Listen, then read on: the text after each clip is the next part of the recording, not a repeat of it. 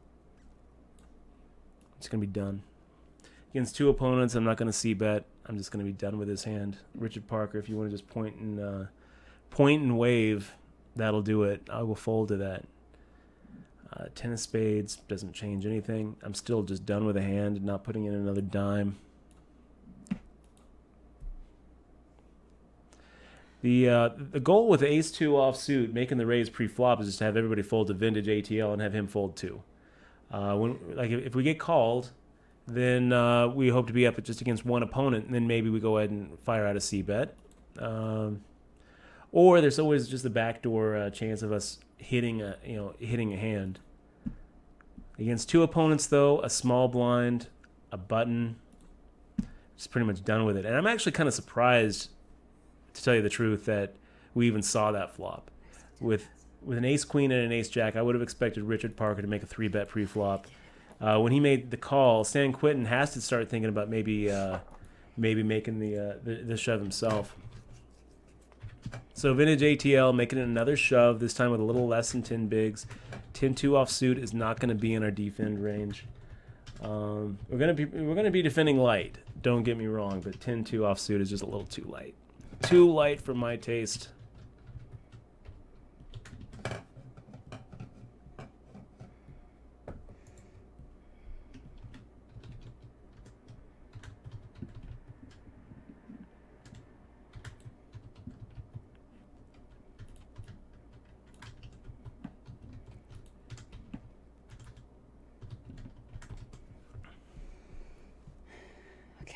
I did it. I'm so sweaty and hot. Look. Look, everybody. See it. Hey, we can't see. You got to get it closer. Oh, gosh. But I have to put it upside down here. Look. I hate this thing. Can you see it? Yep. We did. Very briefly, 10,000 and something. Yeah, dude. It was so close, and it's almost 12. Yeah, well done. Well done. Okay.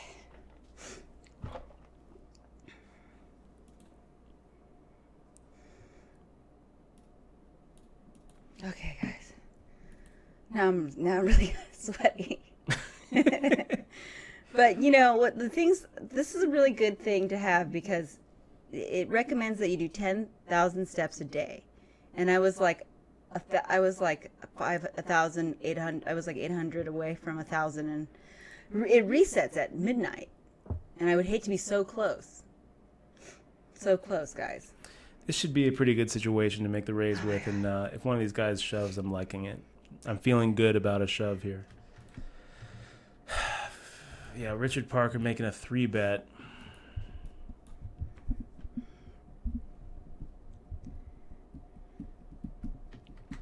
Well, I mean, Richard Parker just, with ace-queen, didn't 3-bet. Doesn't matter, man. Pocket tens is strong enough.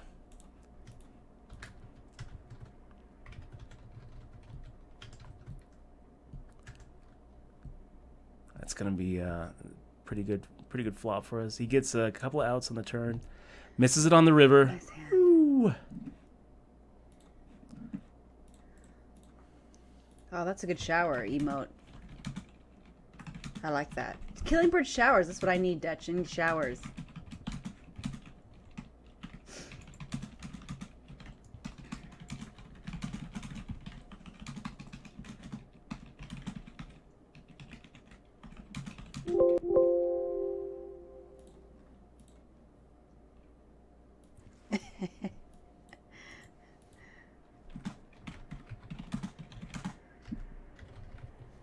Wow, so vintage ATL deciding to slow play that hand.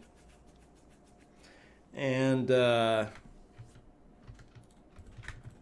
definitely putting up alarms when he slow plays. But it doesn't matter. I mean, like... Are you found Shelburne? Yeah. What are the chances that he's got a huge overpair, or what are the chances that he's just hoping for a cheap flop? Hi, Rhino. Oh,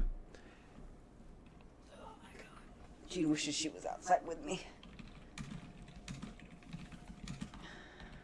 Say hi to the truth, Jen. Say hi. Say hi. Say hello.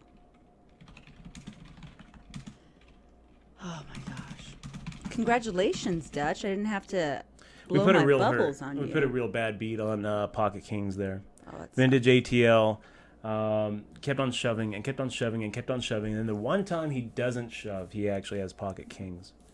So put a little note there. What's wrong, honey? Do you want a candy? You hungry? And guys, we're at the final table. I'm going to tell you guys what that means. It's one of the few times we switch over to sub chat only. So we're going to go ahead and switch it over, sub chat only. Well, yeah, in like 4 minutes though, because they have to. Well, for you, for them, yeah, it's happening right now. Oh yeah, I guess it is happening right now. So for you and me, it's not happening. Sorry. For you, it's happening right now. My brain is going blah. And really appreciate y'all being here, but it's going to go to sub chat only, just so that we don't get lost with all the the chat. Try to still address some sub questions or comments or anything like that. Really appreciate all of you being here, and we'll switch it off after this tournament final table is over. We're at the final table of the 3K. Very nice job, guys. Nice job, crew. Nice job, Dutch. Nice job, Exmoor. Thank you. Nice. You're 2 welcome. out of 9. Vintage ATL. He got screwed. He got screwed. That's true. We would still be here at the final table without that. He was pretty short stacked. Slow played his way to a real nice spot, and then just poker screwed him. The poker gods didn't like the open limp, I guess. I would never say sorry after putting a bad beat on somebody.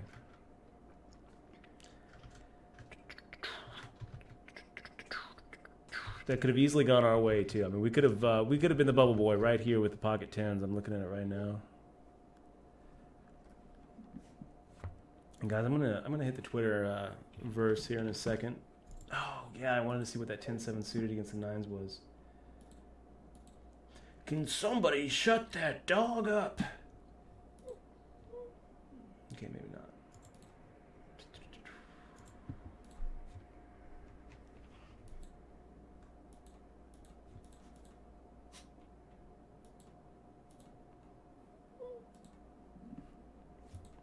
Pocket fours is going to be a raise. Wow, you know what? Umius was right with the 10-7 of hearts. We're 47.27%. I would have taken the over on that all day. I would have thought actually that we were the 52, not the 47. Mimpo 96. Yes, unfortunately, you are going to die if you only take 300 steps a day. You should walk. It's good. It's good. These Fitbits give you kind of an awareness. And Mimpo, it's okay though because you're gonna die even if you do take 10,000 I think we were steps. doing before the Fitbit. I think we were only doing like 1,200 a day, maybe 3,000 a day on average.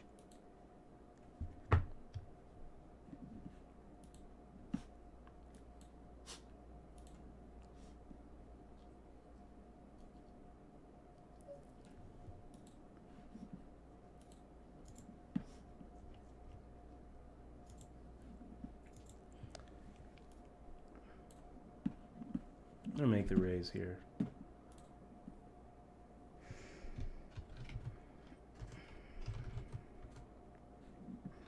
Money Mike making the shove. It's going to be a call from us. Wow, now I can fold. Sergeant Pepper making the re-shove. Ace Jack and tens. So Sergeant Pepper kind of saving us from a set versus set. How sick is that? Saving us from putting it in the middle with an underpair versus an overpair, which would have sucked. Had we made the call, though, we would have ended up knocking out Sergeant Pepper and having about the same stack as we have right now. Are you hungry? Do you want a hug? Agreed, Bigger. Bigger Ultra saying, boo, dude didn't deserve that. Poker's not about deserving.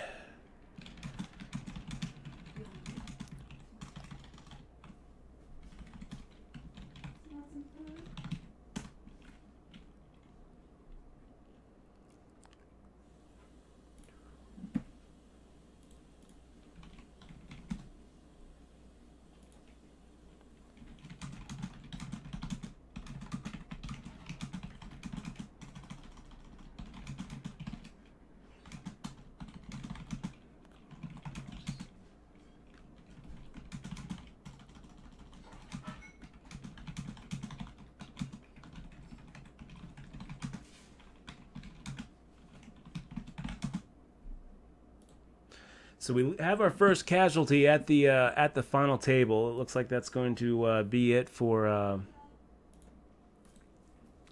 who was that? That was Sergeant Pepper.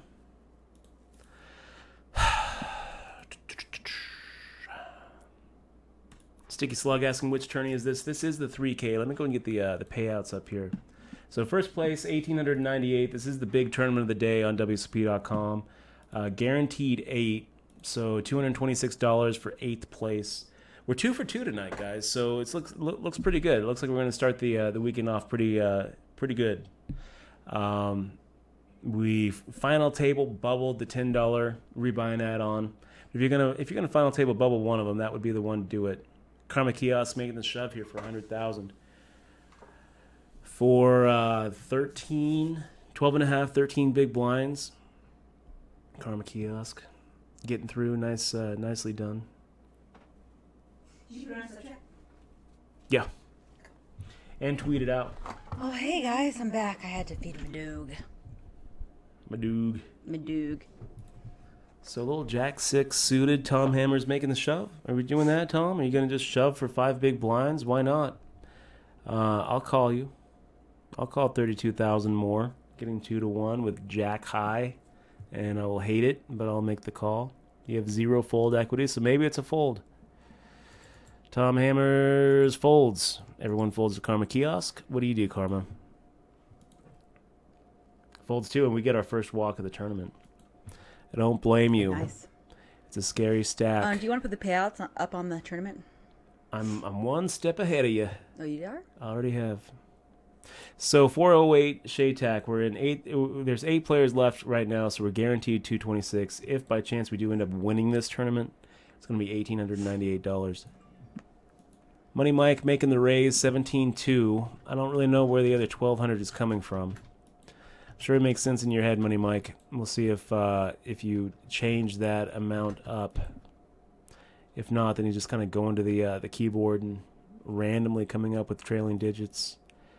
Karma Kiosk making the shove for 15 bigs, and I like it. I feel like that's a good shove stack. 15 bigs is pretty much the perfect shove stack where you're looking for a spot where you can 3-bet shove with fold equity. And here, I mean, he's looking at maybe picking up 36,000, which is almost a third of his stack without having to fade those 3, without having to fade that flop. Moving chips well, Karma.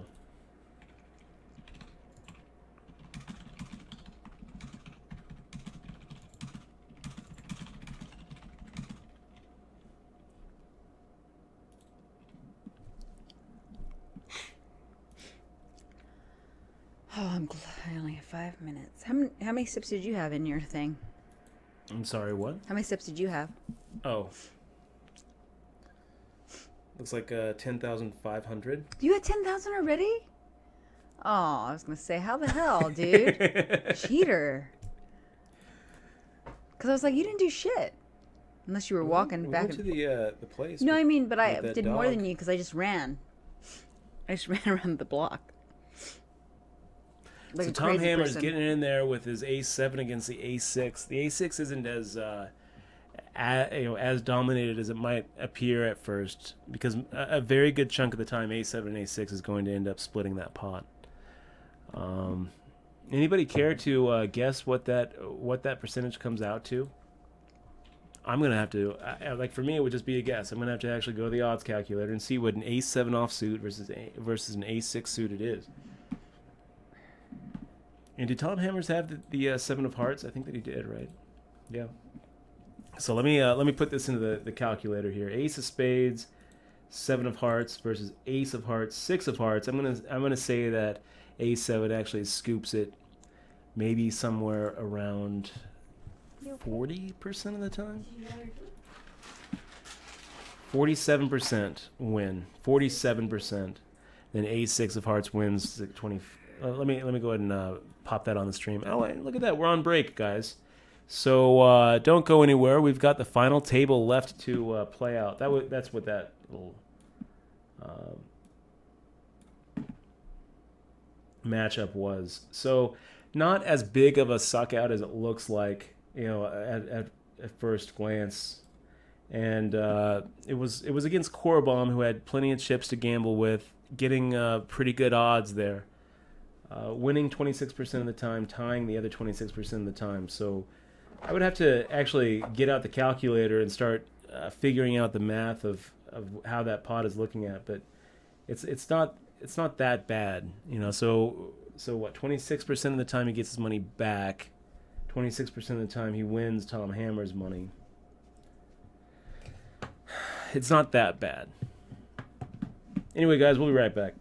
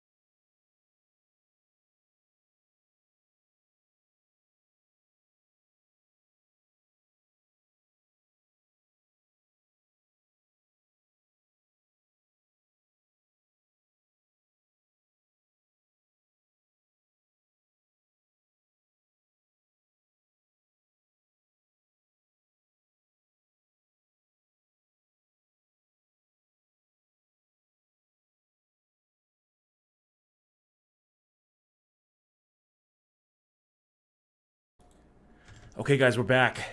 We're back. How exciting. Final table action, you guys. Feeling pretty good.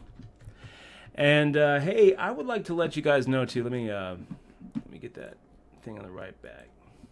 If you haven't followed the stream yet, would really appreciate your follow. It's that little heart button underneath the stream. If you already are following the stream and you want to go that extra mile and support what we're doing here, make this possible, you can click on that sub button. We've got a couple of cool things that we give our subscribers. Besides the cool emoticons, we've got sub chat only sometimes, like when we make final tables, like right now. It's not always sub chat only though. Most of the time it's not. Most of the time We're not at a final table, but we also have sub-chat onlys when we do like poker clinics and HBT viewing parties. If you guys haven't seen those before, you can catch some of those on YouTube. You can also watch them, watch some of the highlights and the past broadcasts if you're a sub. So that's one of the other perks. The other perks, though, we give you guys a digital download link to my book. That's right. It's one of the best books in all of the land. I don't know. I mean, it's a pretty good book. It got pretty good reviews on Amazon, and I don't have any fist bump patches. Took me a long time to write. Do you have any patches there? Can you throw me one? I do. Okay. I've got a fist Lop bump it to patch. me sweetly. Oh, damn. Damn it. God, you're fired. Yes. We've got these fist bump patches that we send out to all of our subs too. I'm a little bit backlogged on those. I haven't sent out a new. Okay. Put it on your head. A couple of weeks. I haven't sent out a new fist bump set for a couple of weeks, so I'll get those out. Probably in the next day or two. They're beautiful. They're well crafted.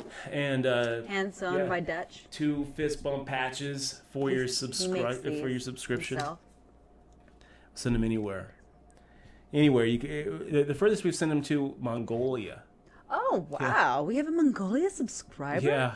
I didn't know that. It was kind of a cool address too. Well, awesome. It well, didn't seem like a street. Mongolia. It didn't even seem like a city. It was like. Don't give him his address, Dutch. It was like Mongolia marketplace. Oh or wow, something. That's pretty cool. Okay, it's probably in a like a. God, it feels like way too tight to just make the fold here. So let's make a raise. We had our second casualty. Seattle Pro. Tom, who was that? Tom Hammers. Yeah, Tom Hammers with the King 7 against Korbomb's Pocket 9s. Nice hand there. Seattle Pro, not trying to ignore you, buddy. Dutch. It's not just a day. I ignore you every day. Hey, you should talk to him. You should talk to him in Russian. Privyet. No, more. That's all I know. Say, I am a woman. Pretty much all I know. Say, I am a woman. Do you know how to say it in Russian? You were doing it. Trebya debushka. Is that it? That's how you say you're a little girl. Trebya babushka? I think that's how you say it. I think I'm saying it right. Trebya babushka.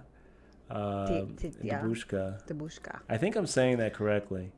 Yeah, so Dutch we got T11B7 making that 3-bet, and it's pretty much the magic amount T11B7. I could make a shove here and try to get Ace King or Ace Queen to fold. Instead, I'm going to just do that and make the fold. Oops.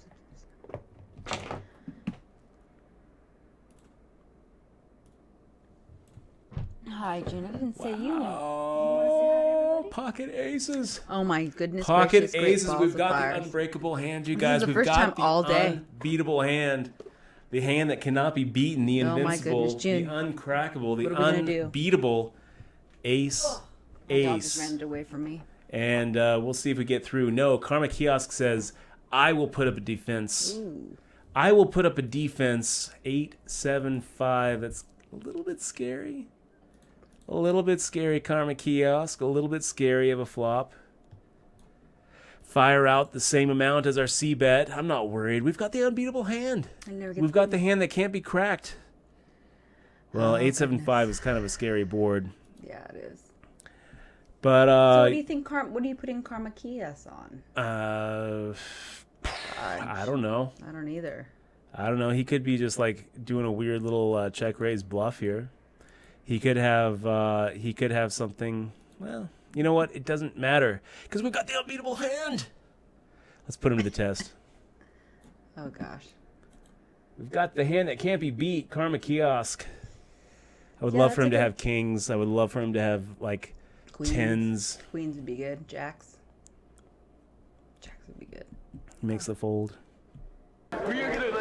He probably had some sort of... Oh, you know what? You had an alert at break, babe. I don't know what it was. Do you see if it was a donation? It was... Let me take a look. I was away. Yeah, I was away. I was getting some water. Break. Let me take a look here. And Louis Helm coming in for another month. Louis, it's great to see you, man. It looks like Yeah Boy Casey. Yeah. Made a $5 donation. Thanks for everything you do. Thanks, I learned a lot from Yeah the Boy stream. Kazi. Let's take this final table down. Good luck. Thank you. Thank you so much, man. I really appreciate you supporting the stream with your donation. It really does mean a lot, and it keeps us going. Keeps us going. Thank you very much, Casey. Really appreciate you, man. We got Louis Helm also coming in for another month. It's coming up as a new sub, but he's not a new sub. He's been with us since almost the beginning, but he does a lot of globe trotting, and he resubbed because he misses us sometimes. And we miss you, Louis. It's great to have you here. Thank you very much for being here, being such a cool part of the stream. So 9 big blinds in front of San Quentin. I think that we're just going to go ahead and make the shove here rather than make a normal raise. I mean, if we make a normal raise, we're pretty much priced in to make a call if he should shove. Sometimes I guess we take it down by making a normal raise and making a c-bet on the flop, but yeah, let's just put him to the test. Most of the time we get through, like a very, very big percentage of the time, San Quentin's going to make the fold here. 9 bigs. So making the fold, or making the shove. Richard Parker with 11 big blinds. Karma Kiosk with 10 big blinds. And now we're up against Core Bomb 19, the one stack at our table that we kind of want to stay away from. But we're on the button. We're on the button. So, gosh, Core Bomb. I'm going to make the fold here, and it feels a little tight. But Core Bomb, you're the one stack that we're worried about here. You're also, the one person that we probably think is watching right now. So you know our game. You know what we're going to do. You know it would be raising and then would be c-betting. We get through. You have to update the aces, babe. You're right, we do. Wait, not yet. When it hits, I will. I'll update it. Are you chip leader in this? Almost. Not yet. Second. I mean, we're back and forth between Core Bomb. Ace 3 offsuit. You know what? On this one, I think I will make the raise. Yeah. We've got T11B7 who. Let's take a look.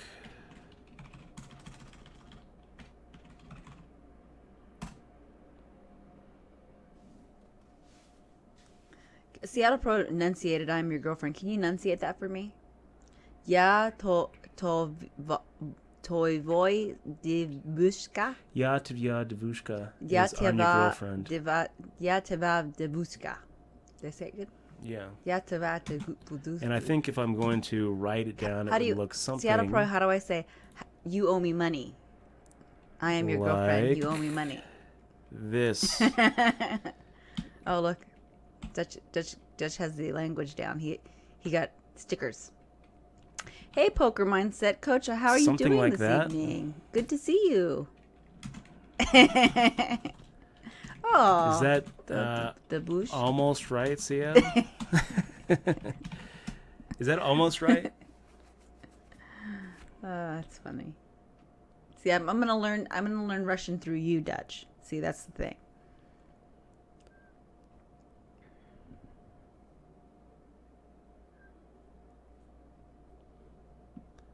So, yeah, I messed up a little bit.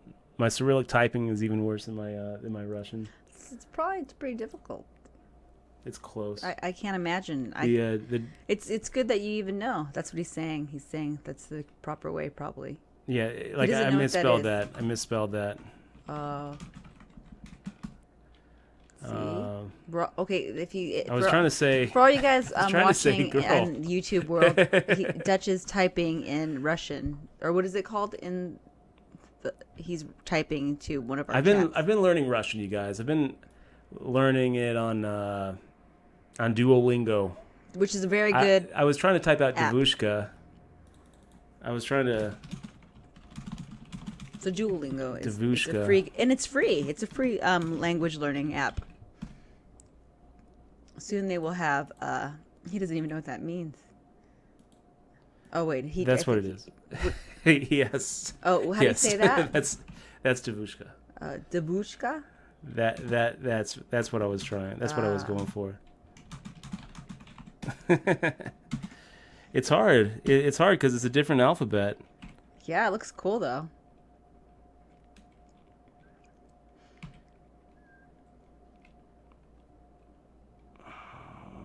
What are we doing here? Devushka. It looks like that. There we go. Good job. Thank Dutch you. got little stickers on his little keyboard. Man, Richard Parker with a min raise. Ooh. Gosh, this is so tough. This is a tough fold to make. I like, how can I make this fold? How do I make this fold?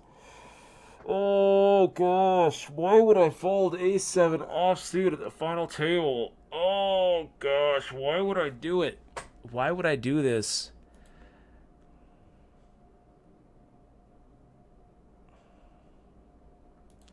Because you're speaking Russian.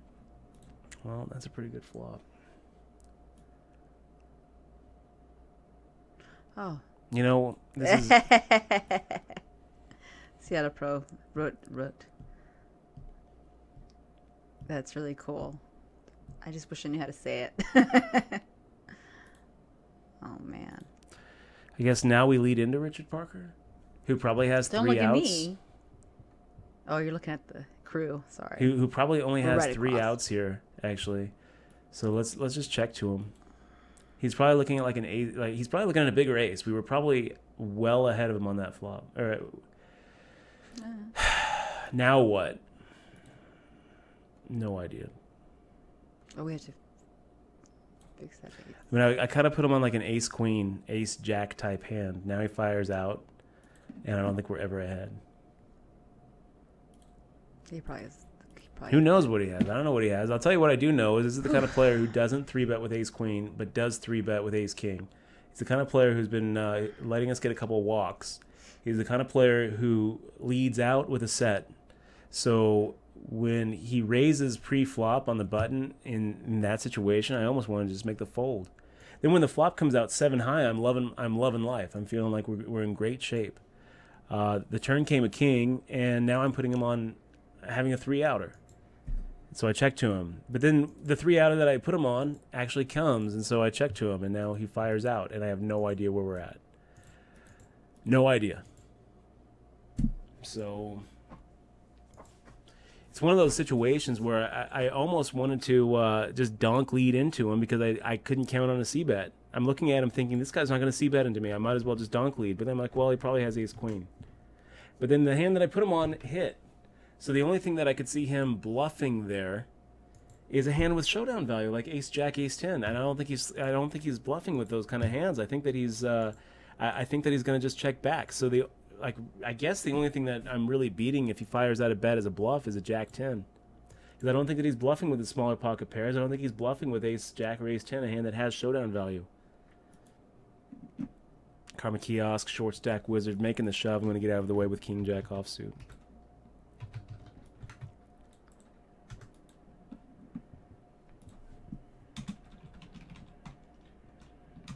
Can you say that, Dutch, that Seattle Pro put on there in Russian, please?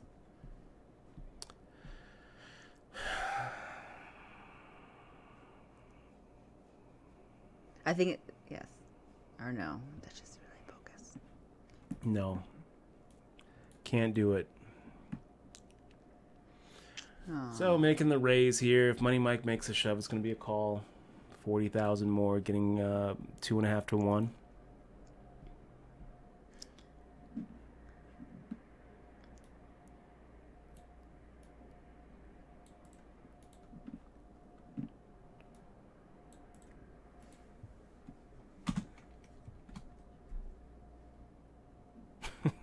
that was I'm your girl and you owe me, was what he said. You owe me. Yeah. I say that. Is that how you say it? I am a girl and you owe me. It's pretty awesome. Yeah, but you have to say it in Russian so I can hear it. Is it hard to I would enunciate? butcher it. I would butcher it. Oh, okay. Well, try. This is how you learn. No? No, I'm not gonna do it. I'll make you do it off stream so you don't butcher it. You know, all the YouTube people on YouTube that know Russian. Я твоя девушка, и ты должен мне. Oh, that sounds so beautiful, doesn't it? It reminds me of Nadia or Tatia or what is Nadia. it? No. In Archer, Oh. her name is Katya. Katya. I love Katya. She's my fave. Okay, guys. So we are down to six. Six-handed in this thing. $393 for a sixth place. The next jump is a $67 jump. WSOP has this weird jump between 6 and 5 that's even lower than the jump between 7 and 6. Why they do it, I don't know. But then it starts getting pretty top heavy. First place, more than second and third combined. Well, this looks like a pretty good flop. If Money Mike makes a shove, I'll call. If it comes around, it's like a normal raise. I'm probably going to see a flop.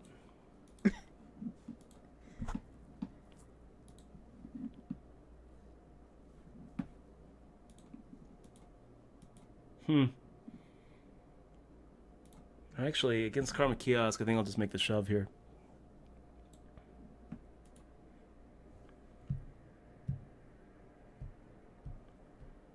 And if he makes the call, it's okay. We've got fold equity. We've got Jack 10 suited, which plays pretty well against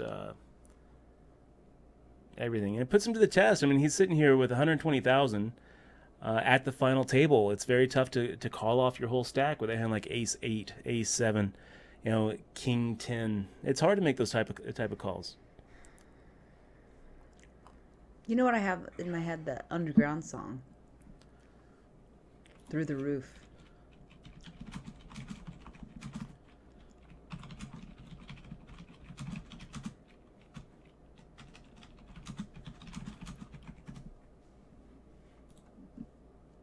Wow, Core Bomb 19. I've been staying away from your big blind Core Bomb. Maybe you'll give us a little bit of credit here for having better than average. 7-5 suit is actually better than average. Let's make a raise here, try to take it down.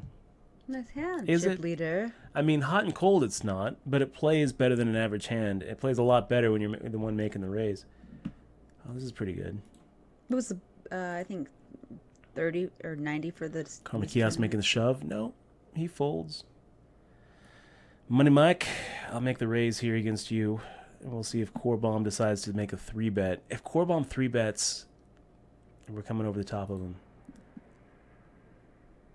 Is this going to be the die hand, Money Mike? Yeah, he has to shove someday. King 2. Wow. Ooh, wow. It's going to do it. It's going to do it. Jack's full of aces is going to win this hand. Nice hand, Dutch. He's drawing dead on the turn. How much was the buy-in total for this tournament anyway? Did you rebuy? $90. $90? Oh, so no rebuys we started with the rebuy. A double buy-in. Yeah. So it's $60 just to start. And then I'll make the fold here. Core Bomb, you can do your job here. And then made the add-on. So $90. It should minimum be $90. I guess some people might want to play it very risk averse and just play with one buy-in and one add-on. But you should never not get the add-on. It's at the very least, it should be a $60 tournament for you. And if you're going to play it that way, then I guess you should probably just late reg to make sure that you don't that you don't lose your initial buy-in and you start the tournament with 12,000 chips. I wouldn't recommend that though. So you get 4,000 chips when you buy in, you get 4,000 for the rebuy, and you get another 8,000 for the add-on. Yeah, missing the add-on is just a disaster. I guess if you wanted to, though, if you wanted to make it a $60 tournament, you could just by late regging, starting the tournament with 12,000 chips. That's okay. The worst thing you can do though is just buy in for $30, and if you bust out, walk away. JD Cole says, I can't believe they don't have Japanese on the language site. Believe it, JD Cole. They don't have that. They also don't have Chinese. Or Klingon yet. And they don't have Klingon either. I bet that they get Klingon before they get Mandarin. Badminton saying that Seattle Pro should do a 24-hour Tetris stream. Great idea. So now we have to think about, okay, we can make the fold here. We would actually be thinking about making a 3-bet shove against Richard Parker. Richard Parker sometimes hangs out with us on the stream. So after we just said all that about making the call and then checking and check folding on the King Queen 7-6-5 board, At that point we should start thinking about making shoves. We've got to play that leveling game. But then maybe he's seeing this, and now he'll be expecting the shoves. Gosh, levels on levels on levels. Core bomb. I'm gonna go ahead and let you through there. You get the walk, core bomb. You get the walk. Well, 6-2 offsuit against T11B7. I'm gonna make the fold there.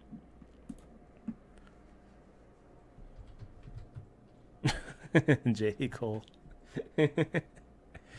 Nailed it. And this will be a raise. Unless Karma Kiosk shoves, and then we'll fold. And Karma Kiosk does shove. So it's going to be a fold from us. How do you say it? Gross? Yeah.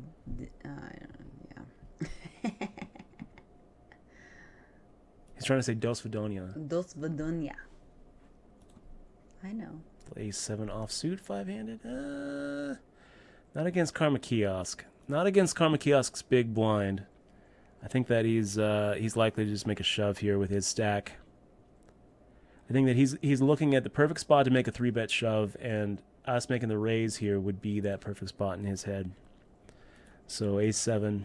Normally it's a raise, but the spot doesn't look good, and I don't think that, if the spot doesn't look good, you kind of decide whether the hand itself is enough to turn the default into a different line. I don't think A7 offsuit really is strong enough to change our default line, which is going to be a fold there. It's going to be a call. Karma, wow, he folds. He gives us the walk. Wow.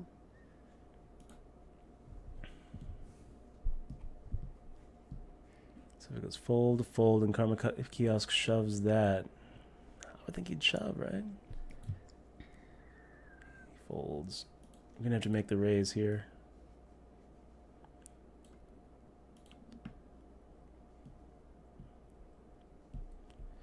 King high. King 9 is way better than average. Corbon might decide to see a flop with us. He might. Then what do we do? I don't know. Instead, he decides to make a raise. Little 2.5x, 72, then another 15. A little less than 2.5x.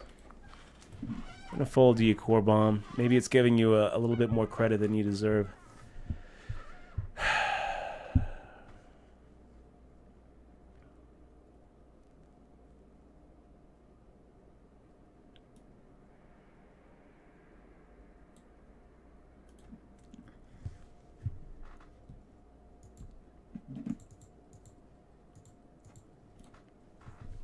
Do we get through you? T11B7? Or is this the spot where you're going to shove? Die with it.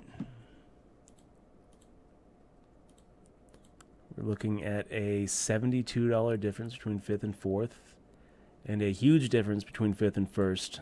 So I kind of feel like, the time for these guys to be... Shoving? Trying to inch their way up the pay ladder is kind of past... Now there is a pretty good sized difference between 6th and 4th, or 5th and 4th, or 3rd, I suppose, 5th and 3rd. T11B7. It looks like he's looks like he is off to get a drink or something. He's just timed out there? Yep. Oh wow.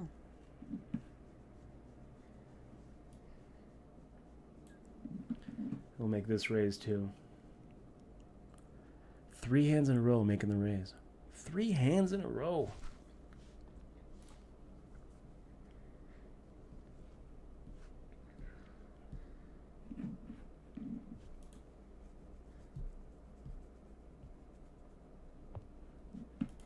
Interesting.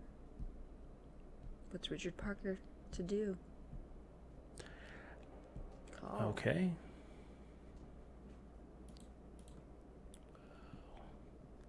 What a flop. What a wet board that is.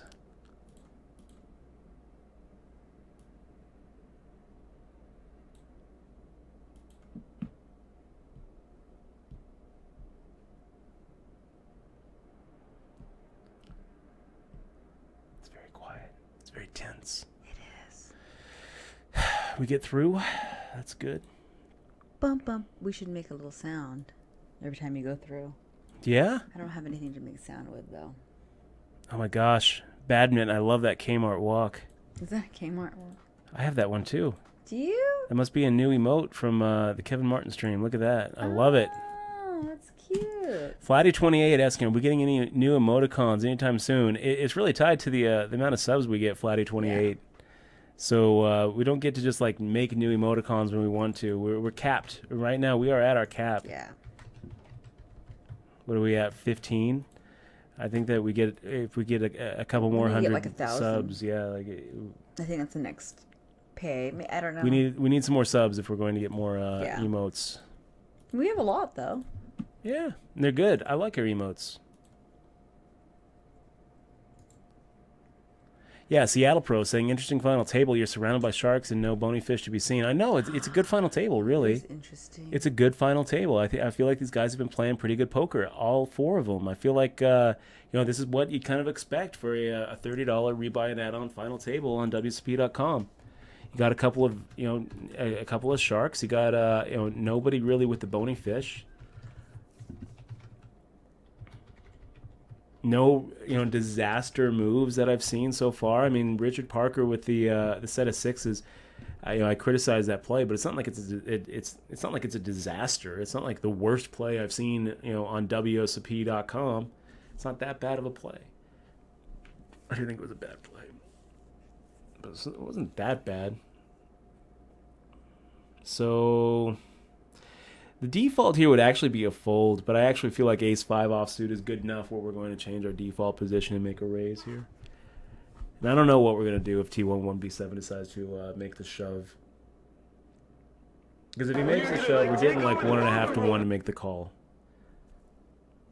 Oh, cool. John Blaze, just subscribing. Great to have you here, man. He's actually watching in your chat. He was saying good luck in your. I noticed in your chat. Oh, cool. Yeah. So welcome to the crew, John. Yeah, welcome to the crew. Thank you so much for supporting the stream and being here. He's a local Vegas, so I guess if you see him, local Dutchie, Vegas for the win. You gotta shark him up. Hey, by the way, John Blaze for subscribing. Not only do you get the emoticons and you get to hang out with us on the sub chat only parts of the stream, but we're also going to send you over a link, a little welcome email, with a download to my book, Poker Tilt, and a couple of fist bump patches coming your way.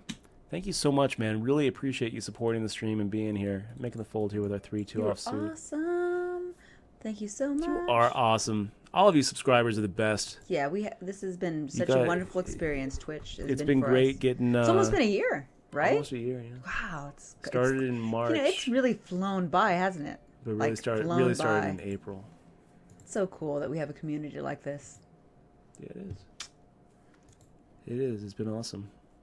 It's been awesome getting to know some of you guys and crying and laughing. I feel like I've made some good friends on this on Twitch, and as a result of doing this, making the fold here with our 8 high, Richard Parker.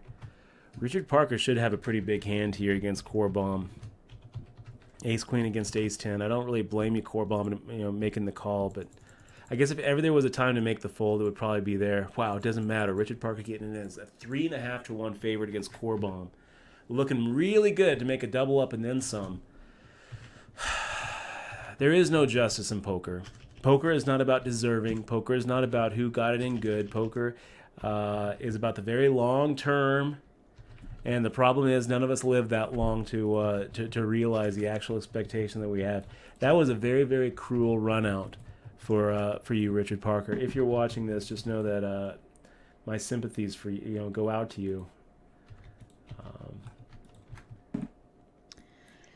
And yeah, brutal, just brutal. Sub hype though. We got John. So I'm gonna fold this King 9 suited. The default spot is actually to not try to steal T11B7. That's not the player that we're really going after here. We're going after Karma Kiosk.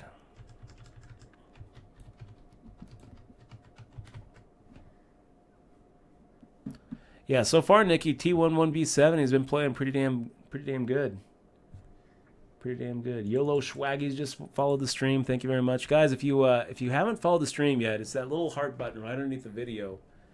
Would really be awesome if you would. And if you want to subscribe and do even more, you can click on that subscribe button. Get your emoticons, get your free ebook of Poker Tilt, get your free fist bump patches. They will protect against bad beats. It's a shield. It's like the magic feather. Karma Kiosk, how about that walk? It's blessed. We just folded to your 3-bet. What do you think about maybe folding to us? Instead, he decides to make the open limp. Gosh, Karma Kiosk. Open limping, really? Okay, I'll bite. I will bite, Karma Kiosk. I will go ahead and try to take a little 3-bet. I will try to take it. If you're gonna open limp and you're doing it with a trap, if it's a trap, I'll fall for it. And Karma Kiosk making the shove here. No, so that's to make the fold. I'll make a shove. Well, not a shove. I'll make a raise. 10, 25, 26 big blinds effective. Fire out 3x into core bomb 19 with actually a pretty decent hand. King Queen on an 8-7-3 board. Not really what we're looking for. Not what we're looking for at all. Gosh, core bomb 19. Hopefully it's not what you're looking for either.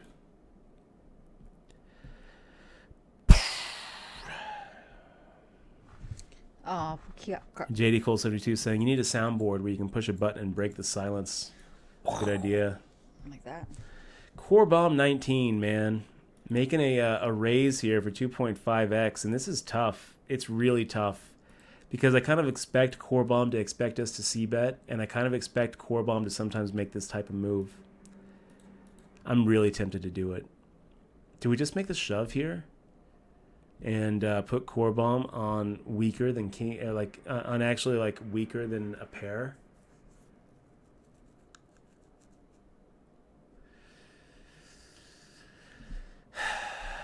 Okay, core bomb. That hurts. It hurts. It hurts to make that fold, you guys, because I feel like that's a good spot to make the all-in shove move.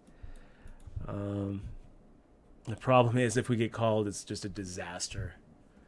You know, and then getting knocked out in 4th place with these stacks in this spot just really blows. Core bomb shoving into T11B7. And there's a lot of chips there. He's running away with it. He's running away with it.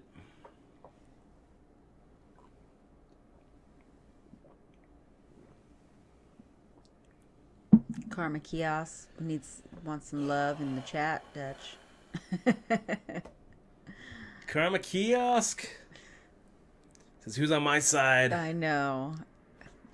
I forgot that you were in this stream, man. I'm not on. Completely forgot. It runs at the end. I don't have it on the notes. All I have on the notes is moves, chips well. I forgot that you hang out on the stream with us, man. So we've got. Yes, don't talk about Karma Kiosk. That's funny. That's awesome. It's always fun making deep runs with other with members of the crew, man. It's good to see you, Karma Kiosk. And well played so far, my friend. Well played. Making that min raise. I'm going to get out of his way.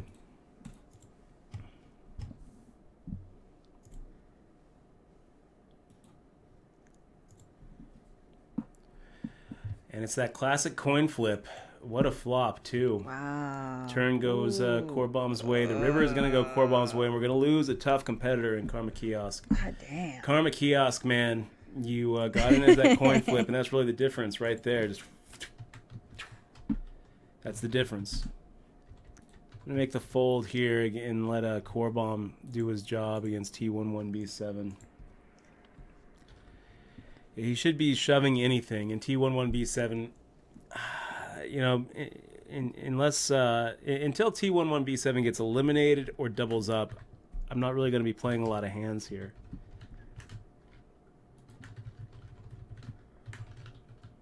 And if you're core bomb 19 with this kind of stack, it's like a raise any spot.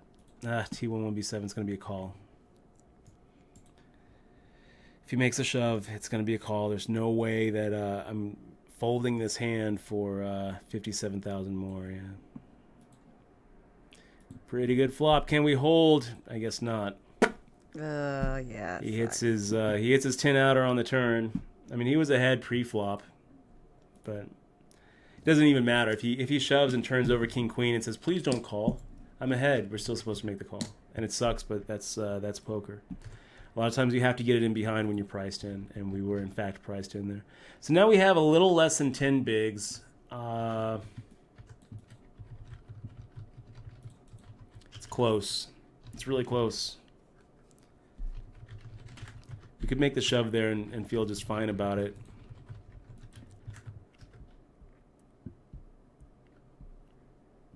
These stacks are so screwed.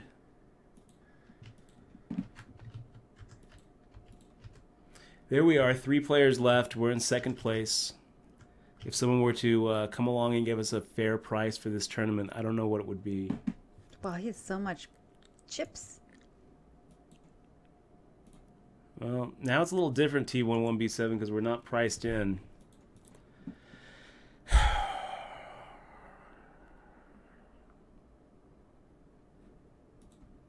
Yay! That's a pretty good hand. Do you have aces? Ace king off. Okay.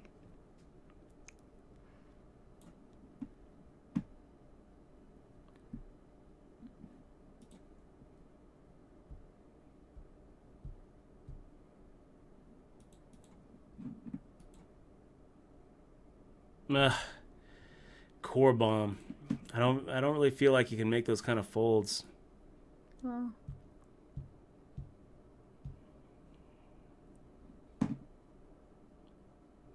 T11B7 making the shove here, playing his stack pretty well. Ugh. Look at him.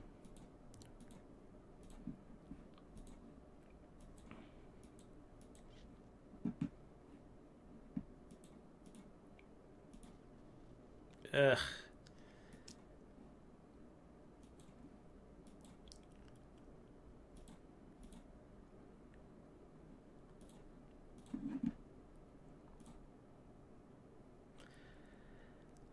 Wow. This is good. That's good. We are heads up for all the marbles with my goodness, but he's pretty insurmountable he has a lot of lead chips, here. Yeah. He's looking pretty good. He's looking pretty good. So, yay! But second! the nice thing is we have 1,100 locked up. Oh my god! And it's all gravy from here. Yeah. We've got 7 big blinds starting the heads up match with 7 big blinds. Like a lot. And yeah, we can do that. Good job, Core Bomb. Congratulations. What do you mean congratulations? I'm just We're doing okay. We're fine. We've come back from worse than this. Is this a bubble? 6 gun? bigs with queen high. It's going to be a shove. I don't really know what Core Bomb should call with here. He definitely should call with ace 9. Can we catch up? Yes. Is that good? It's pretty good. Oh, good. Yay! Pretty good. So we get the double up. Whoosh. And we go from out the door on that flop to now 4-1. Out the door to give me some more. So what's our expected value here? I mean, if we're counting on having, we have 245,000 of. What does he got? About 900. So we've got about 20% of the chips in play. So if we win 20% of the time, that would put our expected value, and the difference is 800, 20% of 800. It put our expected value at about $160 more than what second place is right now. Which puts us at 1,260, is that right? Is that what you guys are getting to? So Jack 5-2. Pretty good flop, really, for a queen 2. Pretty good flop. And Core Bomb making just the open shove makes me wonder, like, why would he open shove with a jack? Why would he do that? Why would he open shove even with a 5? I'm going to have to think about this one for a little while.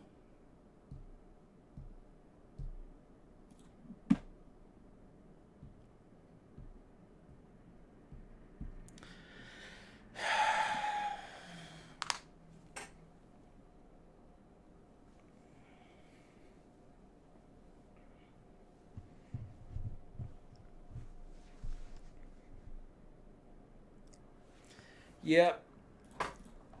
Let's make the call. Hold. It didn't hold.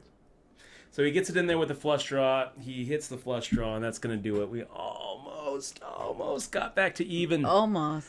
Almost. Instead, we get second out of 85. If you're not first, you're last. If you're not first, you're last. Are you going to play the midnight? Yeah, let's do. 'Tis the midnight is about to come upon us. Okay, now we can stop being serious now. You're a winner. You got the gift. Always remember, if you ain't first, you're last. Right. First, you're last. If you ain't first, See you when you're grown up. you're last. Thank you for that, Rick and Bobby. Thank you for that. Yeah, let's play the midnight. What do you guys think? You want to play one more? Midnight. Try to keep it going. Yeah, one more. Keep it going. And then I gotta stay up all night to play Civ. Oh, that sounds like a lot of fun. Yeah. So yeah, let's get into this. That's what I'm We gonna are off to battle for one more tournament. And we'll turn the sub chat off. Thanks guys for hanging out with us. We tried to take down first. Instead, we're last. That's all right. Second place is pretty good though. $1,100 is what we ended up with. It's a good day. Yeah. A grand don't come for free. So it was a lot of hard work. Congratulations, Dutch. Hey, guys, you could have been digging for worms. We could have been. Guys, I'm going to get a little bit more coffee, and when we come back, we're going to be playing the Midnight Mayhem. Sub chat off. You guys are awesome. I need to get my we'll bubble be right gum. back.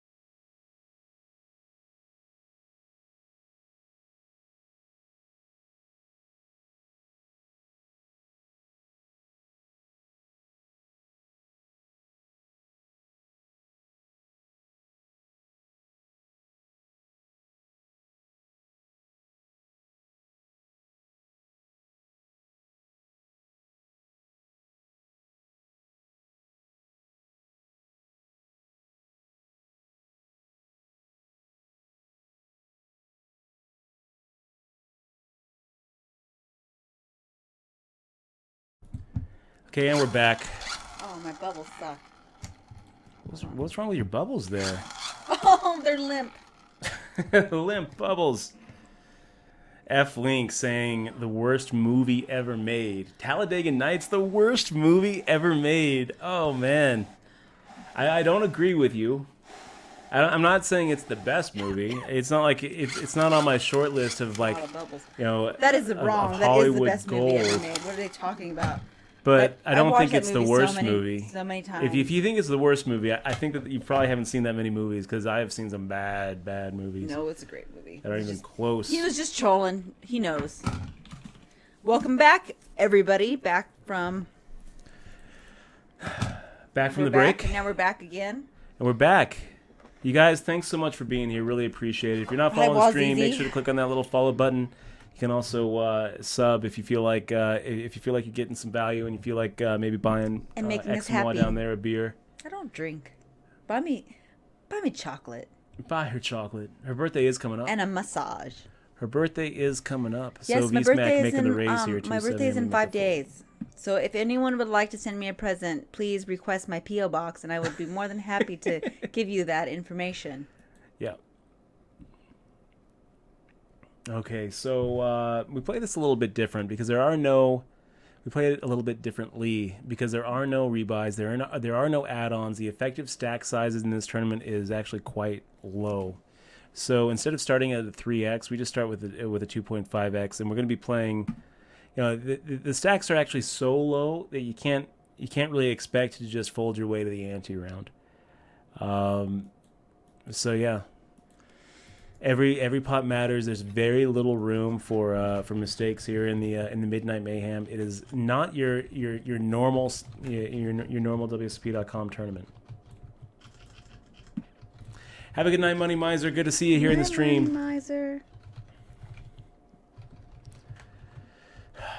Spasiba, as my Russian friends would say. Thank you guys for being here. Spasiba and Dos Vidonia. The Dos Vidonia? I love my gun. I'm glad I ended up buying it. That's pretty good. I'm sorry. Well, I guess it is my gun. So Rabbit Games is going to be streaming XCOM 2. I haven't played it. I have like 5 versions of it or something. I will.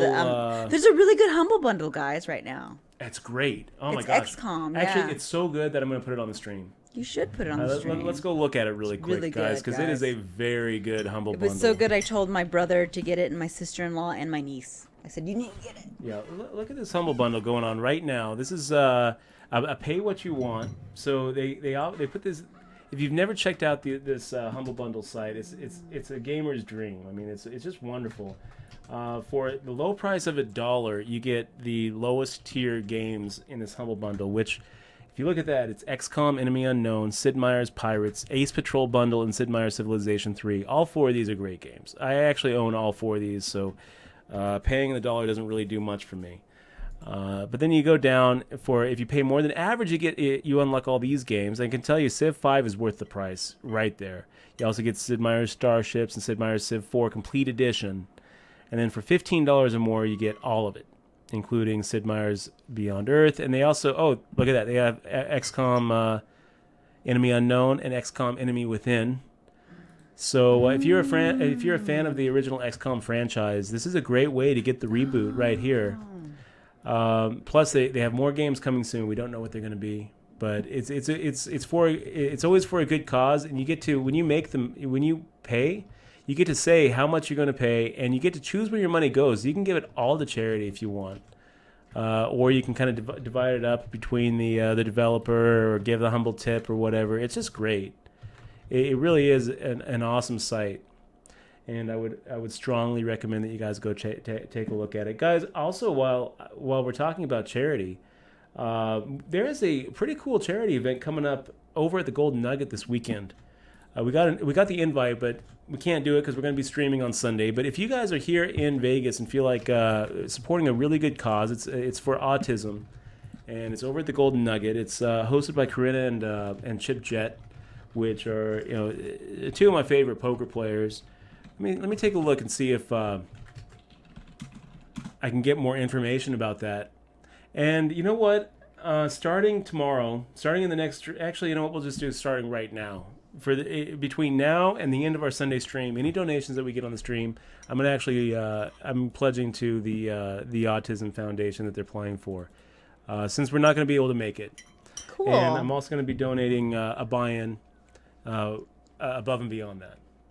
So it costs $125 to get in. There's a lot of celebrities making it up. Karina Jet's pretty popular within poker and also without poker. You know, outside of poker, she's got Jose Canseco coming. Jose Canseco. Who else is coming? Let me take a look if I can find some more details on her Twitter account. And we'll be promoting it all weekend, guys. So I definitely wish them the best of luck. Here it is. Anti for Autism is the charity. Is the charity. Proceeds to benefit. It's actually going to be benefiting 5 autism charities. Let me go ahead and load up the site. Okay. It's antiforautism.com. Let me take a look. Antiforautism.com. Here it is right here. Grand Event Center, Golden Nugget, Sunday, January 24th, 7 p.m. No Limit Texas Hold'em Tournament, $10,000 minimum guaranteed prize pool. You raise money for these autism charities. And these are the autism charities. You got Oakstone Academy, Autism Speaks, Cincinnati's Children, Bike to the Beach, and National Autism Association. I can tell you autism is a cause that's very close to the Jets. They have a child with autism. And it's becoming more and more an epidemic, you guys. 1 in 80 now. 1 in 80 children who are born in the U.S. are develop autism. This is a scary statistic and a scary disease. And it's good that we have money going into research, right, for it. So, Capo Omerta firing out a donk lead into us. Maybe Capo has a queen. Maybe. I'm a little bit afraid of a queen, Capo. But you know what? King Jack, it's good enough. I'm going to die with it. If Capo has a queen, then so be it. Instead, Capo makes the fold, and I'm thinking that we're probably up against something like an ace 10 or king 10 or something like that. So let's look back at this anti for autism. Guys, if you're going to be here in Vegas and you feel like supporting a worthy cause, helping with the fight against autism, it's going to be down at the Golden Nugget, which has a real nice event center. This Sunday at 7 p.m., $10,000 minimum guaranteed prize pool. You're raising money for your autism charities. You'll get to rub shoulders with some people. Look at these huge prize pools they've had. $76,000 for first place in their 2015 tournament. Wow, look at that. They've raised $205,000 so far for this charity, and they've got their they've been doing it since 2009. Here's some of the celebrities scheduled to appear this year. You got Randy Couture, you got Jose Canseco, Eric Oddie, and Jackie Ibarra. And they always get a nice little turnout. I'm going to tell you guys, it's a real worthwhile thing to participate in. So if you're going to be here around, if you're going to be here this weekend, I strongly recommend you go. Take part in it, raise some money for some worthy charities, and any donations that we get. And you know what? Actually, we'll start today. We had a $5 donation from Boy Casey. I'm gonna go ahead and make that commit that $5 donation to the Anti for Autism link right here. And we're gonna go ahead and do 125 registration no matter what. So I'll keep a little tally. We're at $130, $5 raised to the stream, $125 is coming from our pocket just to support the good cause. Because I would love to be there, but I decided, you know what? I'm gonna be streaming that day. We're gonna be streaming late that day. Sunday's our big day to stream. So I'll keep a little tally, and any donations that we get for the rest of the weekend until the end of our Sunday stream are gonna go straight to this page right here. So it would be kind of nice if they had a way to change the amount. But yeah, that's going to do it. Let's focus on this tournament, shall we? Chivas USA Poker asks you, what advice could you give a person who is just this week starting a 3 table for the first time? Any tips? guys, we're on break. Yeah, I see What that. was the question? Chivas. Chivas, yeah. it's good to see you, man. He says, what advice could you give a person who is just this week starting to 3-table for the first time? 3-tabling for the first time. That's a tough one, Chivas. I would say this. The advice I would give you is make sure that the structures are the same. If you're trying to multi-table, then the best thing that you can do is stick with cash games where the structures are all going to be the exact same. Where you can play a 25-cent, 50-cent, or a 50-cent dollar or a $1, $2 no limit, or lower or higher, or whatever it's going to be, and make it so that you're multi-tabling the same structure, the same number of players at the table. So you don't really have, so you can kind of play on autopilot. What tends to happen when you're multi-tabling is you can't give the individual tournaments the same type of focus that you really need to give. So you end up playing kind of a basic autopilot, B game, which if your autopilot B game is strong enough and it's profitable, then you can scale and it scales well. Multi-table tournaments don't really scale well because there's going to be such a big difference between, a tournament where you're six-handed with at the final table, and another one where you're like just getting into the antes, introducing the antes, another one where you're on the bubble, another one where you're kind of short-stacked, with 40 left. I mean, there's going to be so many different variables, and every single tournament situation is different, whereas cash games, as long as you're sticking with the same type of cash games, it's so much easier to multi-table. And then, stick with the same format, same game, and try to keep what you're multi-tabling about the same type of thing. If you're trying to multi-table tournaments, man, good luck. I wouldn't really recommend it. I start losing track after about 4 when it's up to MTTing, and multi-tabling cash games I can do about 8 comfortably. Try to push it just a little bit further. It's okay to take a little bit of a negative hit on your hourly rate if you are practicing expanding your scalability. 2 tables, 3 tables, 4 tables. The more you can, eventually you'll be able to play 5 tables the same way as you play 4 tables, or 4 tables the same way that you play 3 tables. So pushing it just a little bit is probably okay. Taking a little bit of a short-term hit on that ROI to get more comfortable with multi-tabling. That would be my advice to you, man. Okay, guys, we're gonna be right back. Well, I guess we don't really have to take a break. We just took a break, right? Yeah. We don't have to take a break.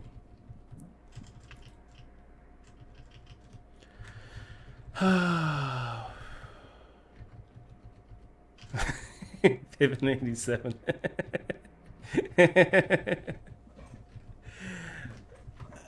See, I don't know what they call that in Canada, Pippin, but down here in Vegas, they call that a sexual assault. You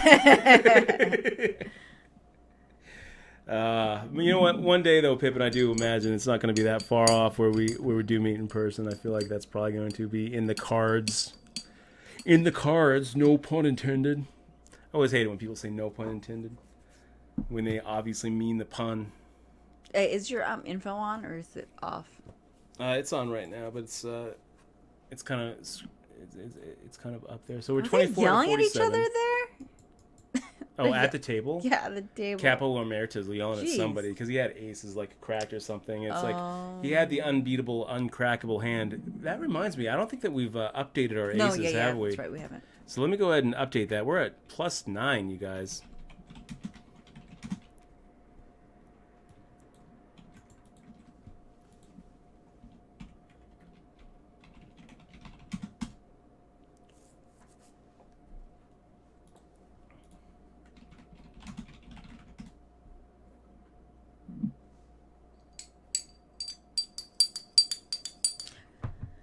Got a little green tea going now, you guys. So was the same. So the guy you were heads up with, is he the sub here too? I think he is. Corbomb? Yeah, he's on. Did he here. say hey? Yeah, he said hey. And he said congratulations, man. But you were talking. Congratulations. Yeah, he said good night. I wasn't sure if he was a sub or just hung out, but it probably is. Yeah, he's a sub. Congratulations. He was just being nice. He was just focusing on his game. I mean, he was dominating. Oh, a million coming in. He dominated me pretty good. I'd be really surprised if you. So I forgot that Corbon was one of our subs. I knew that he was a friend of the stream. I knew that he sometimes hangs out with us. Well done, man. It's always pretty cool making it deep with other subs. And we had Karma Kiosk also at that table. Richard Parker also at that table. So. Do you think people are mean? Well done, Corbon. People are mean on chat? No, this is just. I wish it was me. I wish I got first. But you played it awesome. I'll tell you that King Queen hand. That's really when you broke away. And if you couldn't beat King Queen, if you were sitting there with like a Jack 10 on that, I think it was an 8-7 board. If you had made that bet with like a Jack 10 or Jack 9, then that really was the play that won that tournament for you. So I mean, even if you were ahead of us, it doesn't matter. You played well.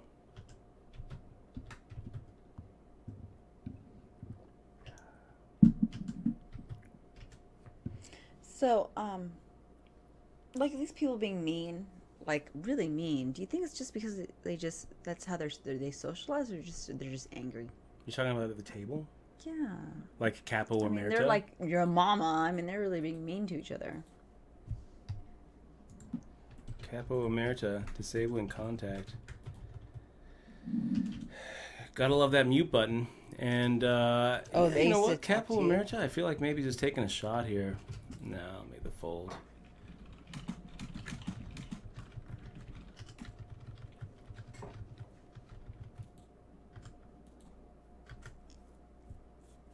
Are you talking shit to you now? I just muted him and said, gotta love the mute button. Oh, was he talking shit to you? Not to me directly. Oh, okay. But it gets kind of tiring. It does. It's best not to even pay attention to chat, you guys. Just Can you try not to interact too much with the other players that you're playing with when you're playing online. No good can come of it. I know what you guys are thinking. Well, if you can tilt them, then it's good for your game. Not really. You can't tilt somebody. They can only tilt themselves. Wow, V-Smack and your mom says hi. Getting it in there. V-Smack right off the bat saying you have no shot at this pot anymore. Your mom says hi with the pocket fives against the pocket kings. Nice hand there, V-Smack.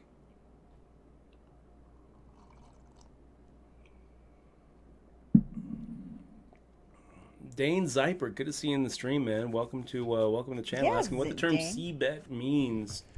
Rabbit Games has it covered. It does, in fact, mean continuation bet. That is. And what that means, what is a C-bet? You know what, Dane Zyper? I'm actually going to do something for you. I have I'm going to make the raise first here. We'd be making it 200, so after a pre-flop raise of Capo Emerita, I'm going to go ahead and make it 280. I have an All-In magazine article that I wrote about the C-bet. And it's called To See or Not to See. To See or Not to See, which that was not my title. Very good. That was not my title. Very good at the editors. I love Eric over there at All In Magazine. It's a great magazine. You guys, if you haven't checked out All In Magazine, I will plug that all day. This in my opinion is the it's very, very glary. It's because it's such a quality cover. That's why it glares so much.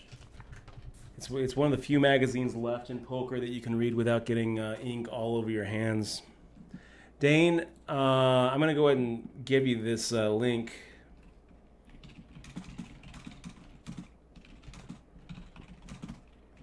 It's a whole article I wrote on C-betting, what it is, when to do it, etc. It's a very important part of every poker player's game. Whether you're playing cash games or tournaments, it doesn't matter. The C-bet is a very, very important component in any poker player's toolbox, and it's important to know what it is. So basically what it is. It's a great thing. A C-bet is a post-flop bet, a continuation bet where you are continuing your pre-flop aggression. So let's say that someone raises and you call in the big blind and you hit your set and you fire out a bet. That is not a C-bet. Okay, it only counts as a C-bet when you are the aggressor, when you're the pre-flop aggressor, and you continue that aggression post-flop. That's what a c-bet is. Hey, Sinister Storm. Dutch got second on the last. Chivas USA Poker asking, have you guys seen the new Ryan Reynolds poker gambling movie? Mississippi Grind. Oh, I thought Mississippi it was an old one. Grind. It's an old movie now. So Good. yeah, and a continuation bet is very, very important because you can win a lot of pots that way. Basically, poker is not about hitting flops and betting it. Poker is about what happens when you miss. And the c-bet is important because it gives you an opportunity to win the pot even when you miss. Most of the time you miss. This is what happens in poker. In Hold'em, most of the time the flop's going to come out and it's going to miss you. It's going to miss the other guy. It's going to miss you both. And if the board scares you... It scares them too. If the board scares you, it scares them too. That's right. It's one of those pieces of poker advice that it has to be true because it rhymes. Good job, everybody. We're almost at the point now, you guys, where we could, where we are going to be able to make the ante round without stealing our way there or getting lucky. Let me take a look. The ante start at level 10.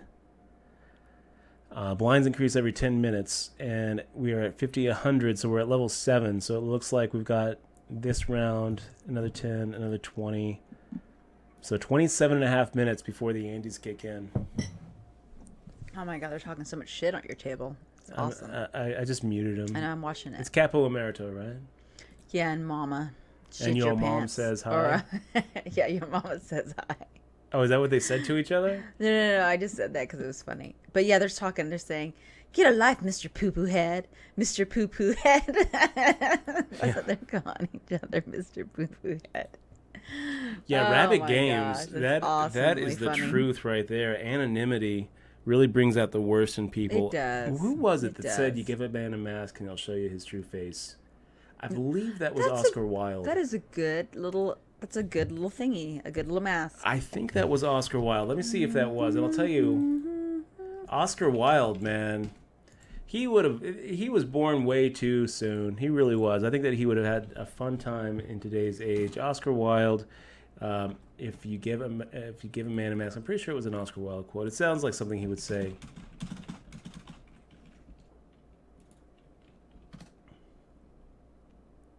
Do you ever play Cash Online, Dutch? No, not as of late. Well, no, this one is give him a mask and he will tell you the truth. So that is not the. That's actually kind of like the opposite. That's like for anonymity. But here's yeah, who said that one? No, they have this one has Oscar Wilde saying that. Give a man a mask and they'll show you his true face. Give a man a mask and I'll show you. It's right, you know, and that's why strangers. That's why people. Now I'm thinking that it's actually. Now I'm actually thinking that it's. The opposite. And now I'm kind of thinking that he never actually said it. That he said, "Give a man a mask and he will tell you the truth."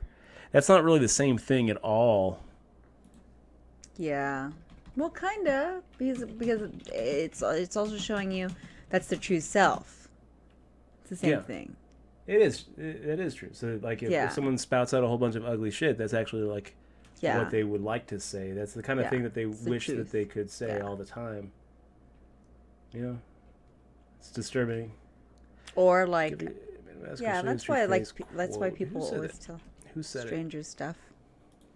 That's why strangers always tell people the truth when they don't mean, you know, when you first meet somebody, people, well, not always, but it happens a lot. People like to confess to me a lot. I was a nun once for Halloween. It's pretty fun.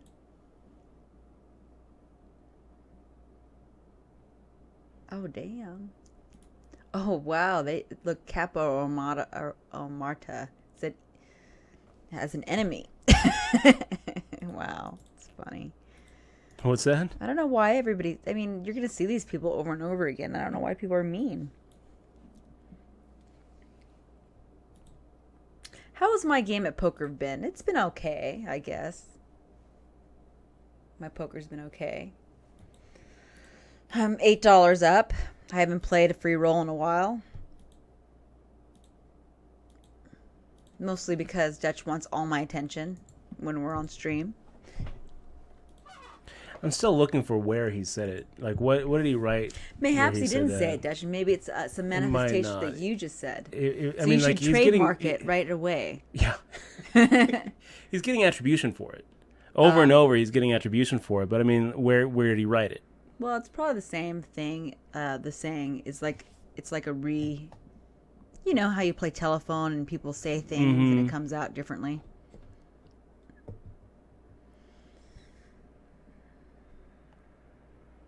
Yeah, I mean, it's a different way of saying it, but...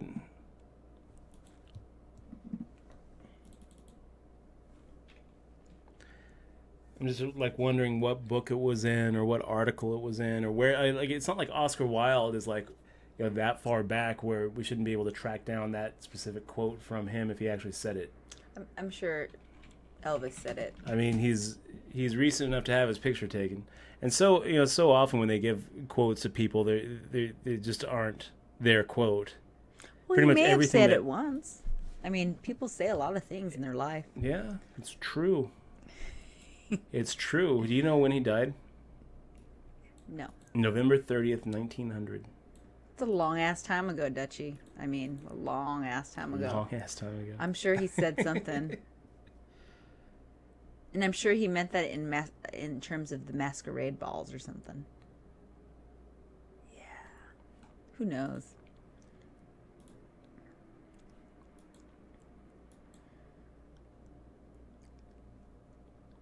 It's like the Einstein quote about insanity. Insanity is trying the same thing over and over and expecting a different result. I hate it when that gets attributed to Einstein because he never said that. No one ever said that. That's just an AA quote, and they got tired of saying, "This is something I heard in AA." They got tired of like attributing that quote to something I heard in AA, so they decided to attribute it to Albert Einstein. Because it makes it awesome. Yeah, any sort of quote, if you give it to Einstein, sounds like, oh wow, genius. Well, your quote isn't really your quote. Everything's a remix. It's so deep. Oh, I'm starting to get tired now, damn it. You better win this tournament. Man, how long do we have? Like a fool, I completely disagree. Saying Oscar Wilde wouldn't enjoy today. I think he would. I think he would enjoy today a lot more than he enjoyed late 1800s. Or not. Or not. You're being quite contrary. I'm tired.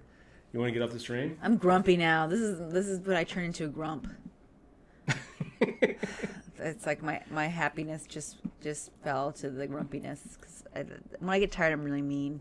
Huh, Dutch? Tell them how mean I am. Oh, she is. Tired. She can get real mean when she's tired. And when she's drunk. Oh, my gosh. I'm a mean drunk and a mean tired. Mean drunk. Get out of the way, everybody. She's the kind of drunk who will lock you out of the house and then fall asleep. Yes. True lock story. Him out of the house. Fell asleep. Poland Freshness says, at Dutchwood, what was your initial reaction when you realized you were losing hair? His prayers were answered. That was the initial reaction. No, dude, actually, it didn't really bother me at all. It's earning your age. That's what it is.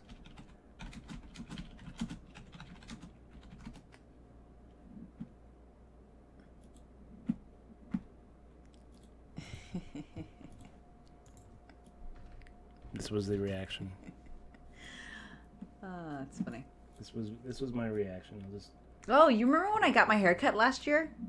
That if you want to see a bad reaction, that was a bad one, Poland. Oh yeah. God, I just was so sad. This was that reaction, the Dutch facepalm right there. That was when I cut my hair.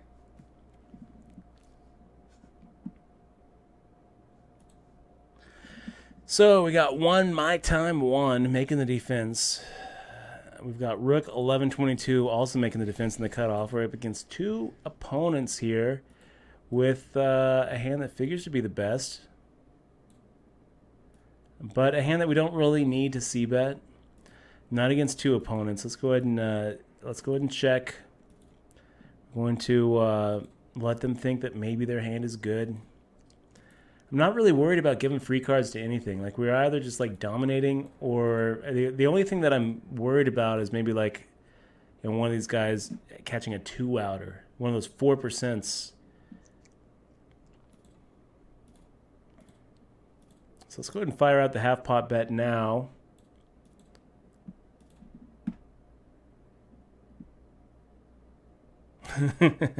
F-Link, I like that. The closer quote is, if you want to know what a person really thinks, give them a drink. And what do we do if Rook 1122 makes the raise here? Well, I'm going to come along. I'm going to make the call. What do we do if One My Time 1 makes the raise here? I'm going to make the call.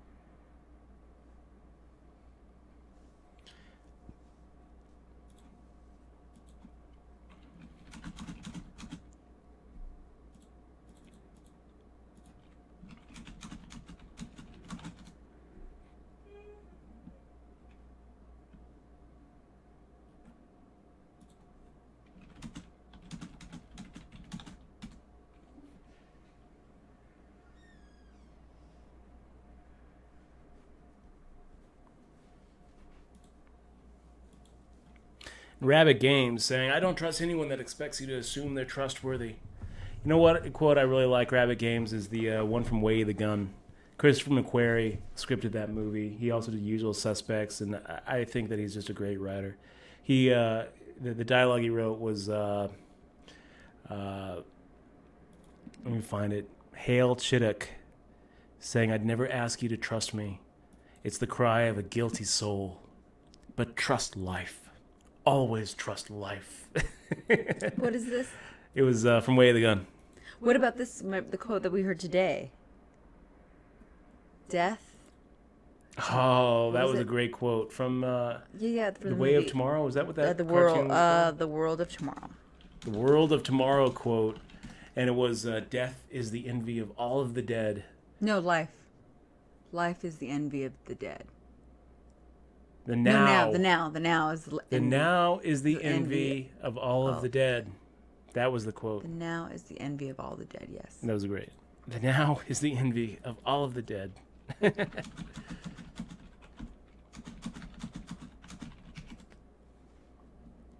Now is the envy of all of the dead. And then she's like, okay.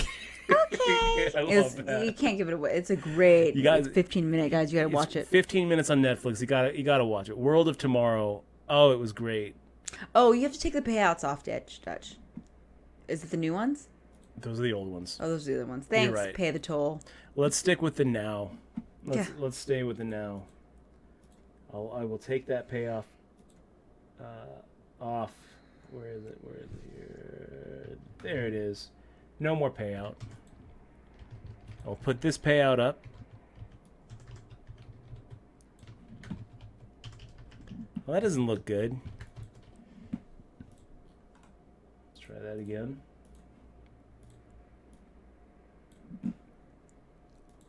Yeah, guys, if you have Netflix and you have 15 minutes, just go check out World of Tomorrow. It's a 15-minute cartoon on Netflix, and it's great. It's great. Definitely a thinker. Definitely like an enjoyable 15 minutes. I loved it way more than I thought I would. It's about the future, and it's good. It's good. Quality. Also, you have a question about, it looks like Sudomi. Wait, Sudonomi asks about... Sudumi. Sodumi? It's a Linux reference. Okay. Sudo... Oh, no. This is a pseudonym. Pseudonym 3. Oh, yeah. It's a Linux. Okay, nothing annoys me more than that insanity quote. No, above. What do you think is the highest sustainable hourly rate that one can reach in a 1-2 game? A 1-2 game? In live game. $20 an hour. $20 an hour. That's what I think. That sounds about right. I think there might be some people out there who have $30 an hour wins at a 1-2 game, but I think that they're running above expectation. I also don't think it's like really sustainable as a true hourly rate. I think that sometimes a 1-2 game is worth a lot. Okay, sometimes you're going to be able to find a 1-2 game that's worth $60 an hour or $70 an hour. But those come along very few and far between. So much of an hourly rate, like if you're really going to try to sustain an hourly rate over 30 hours a week over an extended, sample size, I don't think that you could do more than 20. But if you're trying to do 5 hours a week, then you could probably do much higher. If you're really focused on your game selection, only playing the times and the places where the drunks come out and the aggression gets kicked up to high gear, then yeah, sure, 40, 50, 60, whatever. The sky's the limit. If you're really practicing, super strong game selection. Look at this. We got Capo Omerta firing out 1,005 into my $300 raise. He's so angry. He's still steaming, but I'm going to get out of the way. But I would say about $20 an hour is what you can is probably going to be about the height of what you'd be able to sustain if you're doing it more than $30. Like more than the very occasional perfect game. If you're really doing 30 hours plus a week, that's pretty much what I think is sustainable. I'm sure there are going to be plenty of people who disagree with that. Comparing notes at the 2.5 no limit, the highest I've seen out here in Vegas sustainable over an extended period was 55 an hour. And this is as good as it's gotten, and the guy was amazing. I think that's putting about that same multiple at a 1-2 where the game is going to be a little bit better, but the rake is going to be substantially higher in comparison. Sounds about right.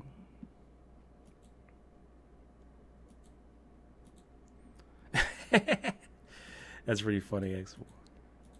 Is Wikipedia 100% accurate? Well, I just looked at it, and it's not right. It changes all the time. It did, because it changes all the time. Because they changed your picture, dude. Yeah? Yeah, your Wikipedia picture is different. Does it look better? Yeah, it's better. It's a more recent one, so that was kind of new. And it looks like somebody, rewrote it. So, yeah, I just read it right now, and it looks like... It's okay. It's an okay picture. I feel like they could... That's a good picture. I like that picture. Yeah? Yeah, it's good. Okay. Has your fist bump right there, dude. That's cool. Yeah, it is kind of cool. That's awesome. But no, I'm reading it because it's like the last sentence here. That's not right. Right here, the last sentence in the first paragraph. That's not right. Let's see. Yeah, I'm not gonna read my own Wikipedia. Yeah, I know. I'm just looking at it. But they have the Twitch link. That's good. That is good. So yeah, I mean, it is what it is. That's wrong too. Team Pitbull, good to see you, man. How'd we do? Second for 1,100, not so bad. And we made the money in the $10. So we're 2 for 2 tonight. And in this too. See how it goes. Huh. Yumi is saying Twain didn't really say the one about the coldest winter he ever spent was a summer in San Francisco. Twain said a lot of really funny, really profound things. I'm surprised that that's... I'm surprised that they would attribute so much to him that he didn't say. Because they have such a wealth of things that he did say that was just awesome.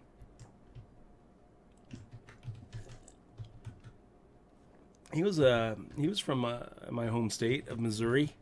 We get to claim Twain. Okay, won my time. Making the raise. Expecting to get called here too, so we're getting 5.5 to 1 to make the call. We'll do it with any two. A 6-8-8 board, that's pretty good. Pretty good. Can we expect One My Time to C-bet? I think so. I think that we can expect One My Time to go ahead and fire out a C-bet with his ace-queen. I guess not. So the check back probably means that we're good. I don't think that the 9 really helps anybody. We'll fire out our own little half-pot size bet.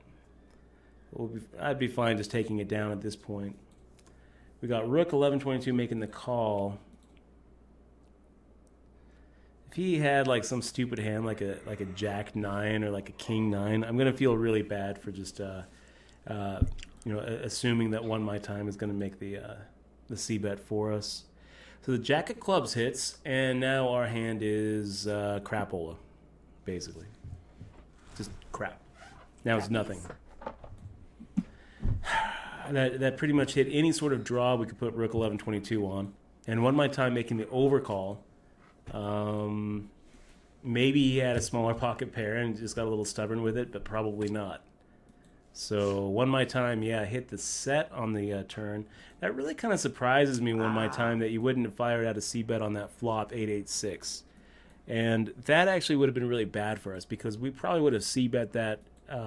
We probably would have check raised his C-bet. Instead, he decides to check back, and pocket nines is not a good hand. It's not a good hand to give free cards to your opponents. There's not really a lot of good cards on the turn that can come where one my time is going to have a stronger hand than he does on the flop. A 9 is one of those two cards. So he played it great when he hit his set, but without the set, I think that he probably should have played it a little bit stronger than he did. Here he is open limping. Sometimes we pot size this. Can't really expect one my time to fire out a C-bet if he doesn't have the pre-flop aggression. And we found that even when he does have the pre-flop aggression, even when he should C-bet a hand like pocket nines against two opponents, he didn't. So firing out half pot, I'll claim the equity. If we get called, then we got to decide whether a king 10 is good. Sometimes it is. Sometimes one my time is going to make the call with jack 10 there.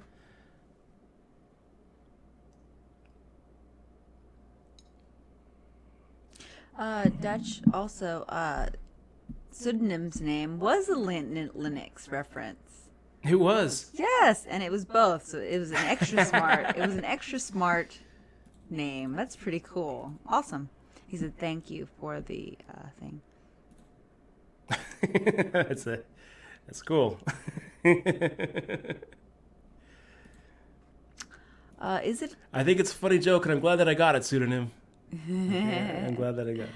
It's what is it? Oh gosh, here's another hard name. Core Ispit. You can try that, Dutch. I'm not going to try that. He says, it's funny how bad these live earnings per hour are because internet MTT players can do €50 an hour professionally with €20 average buy-in. Corpus Oturi, too, is all about scalability. When you're playing live, it's not that, it's not that the games online are easier, it's that they're scalable. You can put in 10 times as many hands in online as you can live just by four-tabling. Yeah. That really is all it is. I agree with you, Corpus Oturi. Is that how you say it? Corpus Oturi. But the earnings, I like that. the earnings per hour are going to be so much better when you're multi-tabling. But when you're, the earnings per hand are pretty unbeatable live. If you actually nail down and say, well, you're getting 10 big blinds per hour, but that's actually like 10 big blinds per 30 hands. Yeah. And as far as scalability upwards, live scales better upwards than online does. And by that I mean, raising stakes, going up and up and up in stakes. There is a lower ceiling in stakes online than there is live.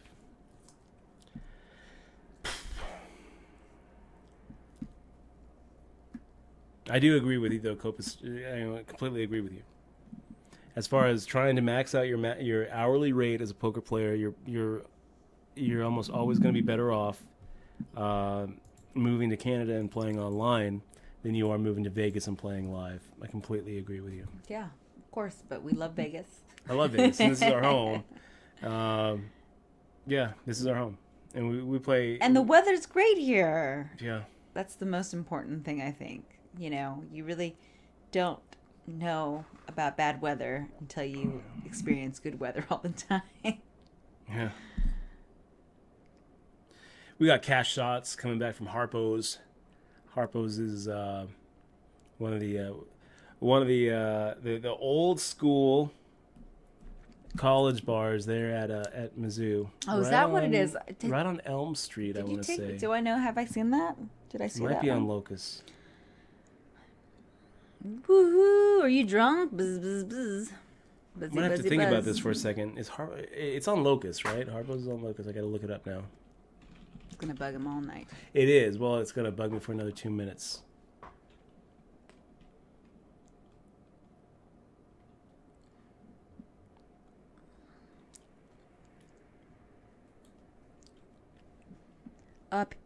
Paul Griffin also had a comment too, Dutch. Did you see what Paul 2 Griffin 818 had to say? Or are you still looking for Harpo's? What the hell? What happened? Did they move Harpo's? They probably did. Oh, let's see what's going on here. Ooh, hearts.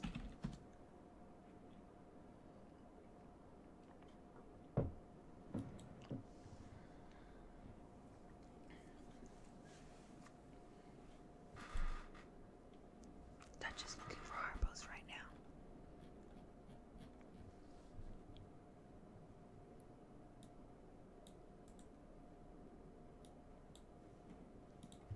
Oh, and we got a dinner invite soon. That's good. It's on Cherry. It's on Cherry Street. Yeah, it's on Cherry. And yeah, I took you to Harpo's once. I did, and I got drunk there. I don't think that we got drunk there. Okay, also, Paul 2 Griffin 818 had a question. Dutch, would you say that 5.5 level, the max hourly would exceed $55? I played the Commerce, and our structure for the capped games are weird. And the structure is a $200 cap. And 5.5 is 300, 500? Well, I don't know exactly what he's saying. You can probably read his what he's typing. Let me go and take a look at it. First off, big shout out to Yankee Spanked. Steve just moved in here to Vegas. We were talking about. I saw that he was going to get me some food. Dinner invite still open. Yeah, he said that. Been meaning to follow up on that, Yankee. Sorry about that, Steve. But I'm looking forward to catching up pretty soon, and I hope that Vegas is treating you well. I feel like I dropped the ball on that actually now. Yeah, you always drop. No, I'm just kidding. We have a dinner to go to on Monday too, by the way. So Paul 2 Griffin saying, would you say at the 5.5 level the max hourly would exceed 55? I play at Commerce and our structure for the capped games are weird. 5.5 is 300 to 500, 5.10 is 500 to 1,500. I mean, Paul, I don't really know what to tell you. 5.5 is pretty much going to be the same as 2.5. I don't really think that the hourly rate is going to be that significantly different. I think that 11 big blinds is like about the ceiling that you're going to be able to get in 30 hands, because that's what you're basically playing. You're basically playing 30 hands an hour, maybe 35 if you got a fast dealer. So 11 big blinds an hour is a hell of a lot of money to be made in 30 hands. You're basically saying that each hand is worth a third of a big blind, which any more than that, and I'm going to have to call bullshit on it. Saying each hand is worth half a blind, which is basically what you would need to have in order to make a $75 an hour hourly rate. Each hand half a blind. I just don't think that. I don't think that's true.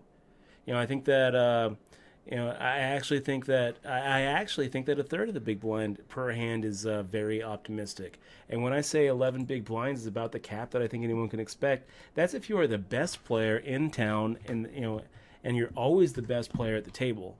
It's not for the mere mortals among us. Like, I don't think that I would be able to make 55 an hour at a 2.5 no limit game. I think that my personal hourly rate at a 2.5 no limit game is probably around 25, and that's good. That's good. 1.3 no limit, it's probably around 18. I'm saying that the best guy that I know who actually keeps track of this stuff, and if you don't keep track of it, then you're not going to even be close to that. If you're not even at the point where you are where you have 15 or 20,000 hand sample size that you keep track of, then forget about it. You might be up or down or whatever, but We're talking about sustainability as an hourly rate over a long sample size. Live, man, it doesn't really get that long. That's what sucks about it. Is it's really hard to actually put in, 15, 20,000 hands live when you're doing 35, 40 hands an hour, man. I'm gonna make the fold here to Capo Omerta with the pair of queens. Maybe it's good. Timify, I've thought about it a lot. In fact, I think that we probably will be taking a little trip before the World Series out of the U.S. to play play the Scoop. We are? Or the W Coop. Yeah, I think so. Oh, okay. We've been talking about it for a long time, and I really want to do it on the stream. Let's go and make the raise like fishing, here. Dutch. I'm just putting the thing Got in less front than of 20 you. bigs. We're going to go ahead and make the shove into Power KC and hope that he can't call. And if he does, we'll hope that he calls without a 9 in his hand.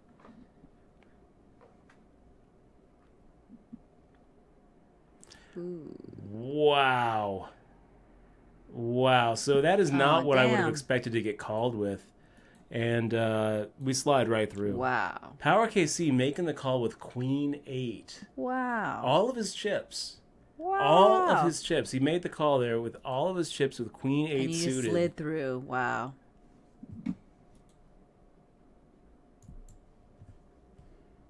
Wow. It's there, my friend. It's there. It's been there since the 60s. LOL from the. So you don't even. You were so fucking. I mean, you're so fucked up, Dutch, that you don't even remember where Harpo's is. I remember where Harpo's is. That's what he said. He said it's there, my friend. He said it's still there from the 60s. It's been there since the 60s, Dutch. But yeah, it took you a while to remember where it was. That's all. It did. I remember it vaguely. 10th, I remember. Oh damn! He slides right through you. Yeah, that sucked. That did suck. It's okay. We get the big pot. We get the 1505 coming our way. He gets a 340. Wow.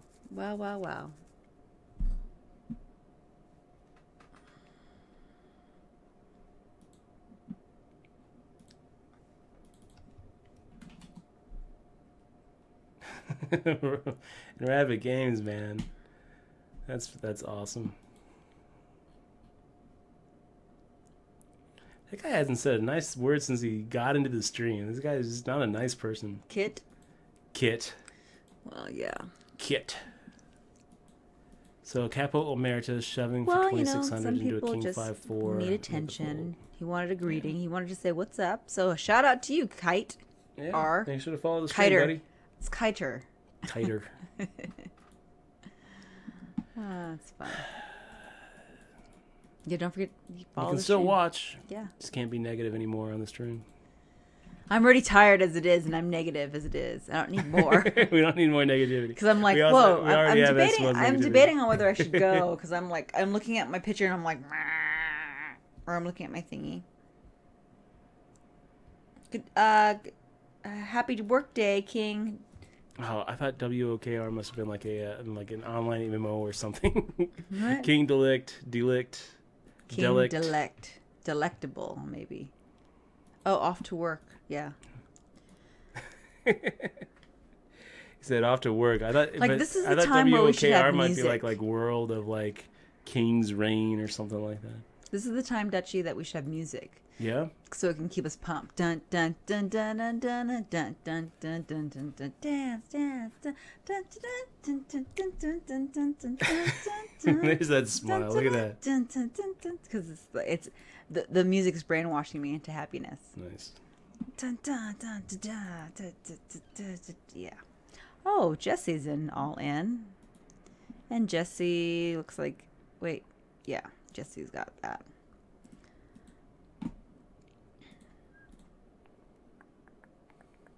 Team Pitbull came here to say good luck.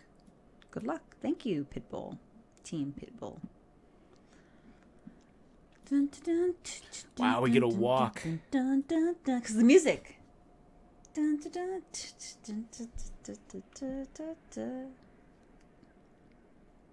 So what time are we starting tomorrow, Dutchie? Same time. 7 o'clock. 7 o'clock. Vegas time. Dutch Boyd graduated. Gosh, what year did you graduate, Dutch? 1999, yeah. Law school, yeah. Show off. Show off.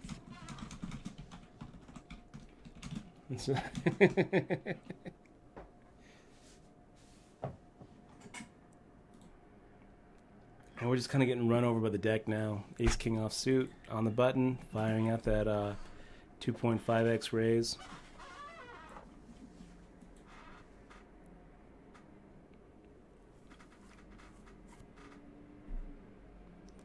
Completely whiff it. Uh-oh. But Who do you have firing here? at the C bet anyway. Ace King.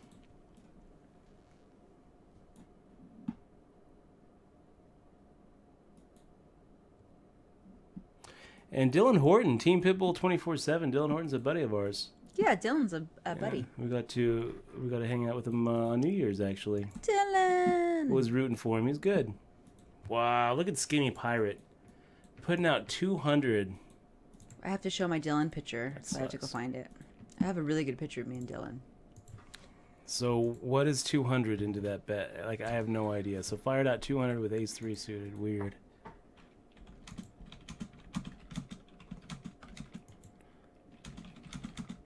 Somewhere's a Dylan picture. I think that's the first time you beeped like that. Was it a bluff? Was it a blocker bet?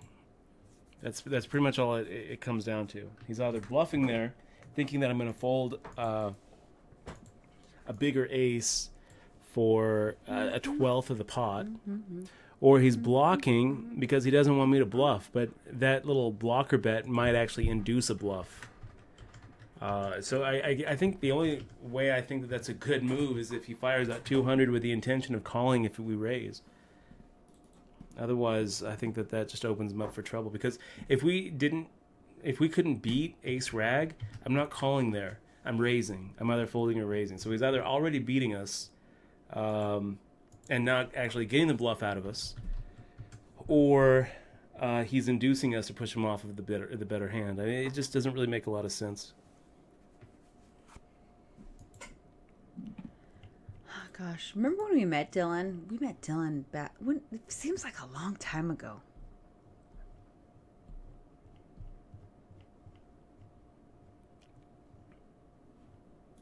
When did we? Yeah, look at him. Did we meet Dylan? Look at Capo sorry. Emerita making the shove here again with what?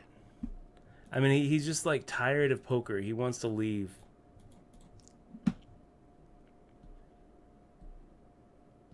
We go runner. We go runner for the chop. Wow. He gets it in with the ace 10. I feel like, you know what? He's sitting there with no pair. And if he's got no pair, we're ahead of his range. It turns out that his no pair is slightly ahead of our range. His no pair is slightly better than our no pair, but a lot of times if he's going to make that shove with ace 10, he's going to make that shove with ace 5 and ace 3, you guys. He's going to make that shove with with a lot of king queens and king jacks too, where ace 7 is the best hand. I'm sure he's cursing me right now. Yeah, he is. And I can't see it. I don't get to see it because I've already muted him. But I see. Good for you. I won't tell you what. Yes, nice he didn't say shove there, anything. Capo. He didn't say anything. I love it. I know that he's like going off on chat. He's right like now, going, not really. He It's didn't fallen on deaf go ears. that much in chat.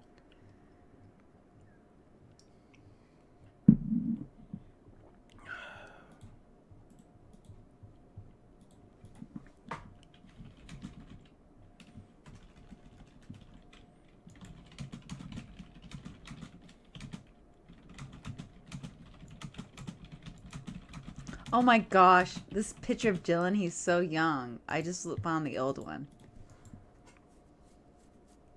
Hold on. Oh, did you have that picture of us of on him in Lane, yeah. and Lane and Tate? He looks really young there.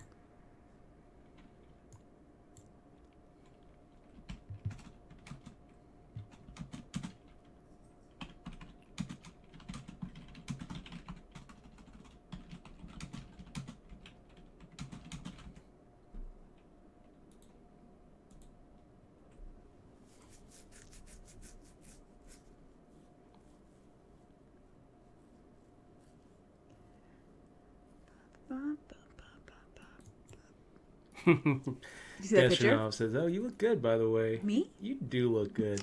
Thank you. You I'm do look grumpy good. though. Oh right my now. gosh, he looks so young. He does, right? He looks like a little kid. He does, but I mean that's when we first met him. He was 20. He was 21. He had just turned 21. I'm supposed to make the call here, getting 1.7 to 1. Wow, and we actually have him dominated, completely waxed, unless he hits a 7 or an 8.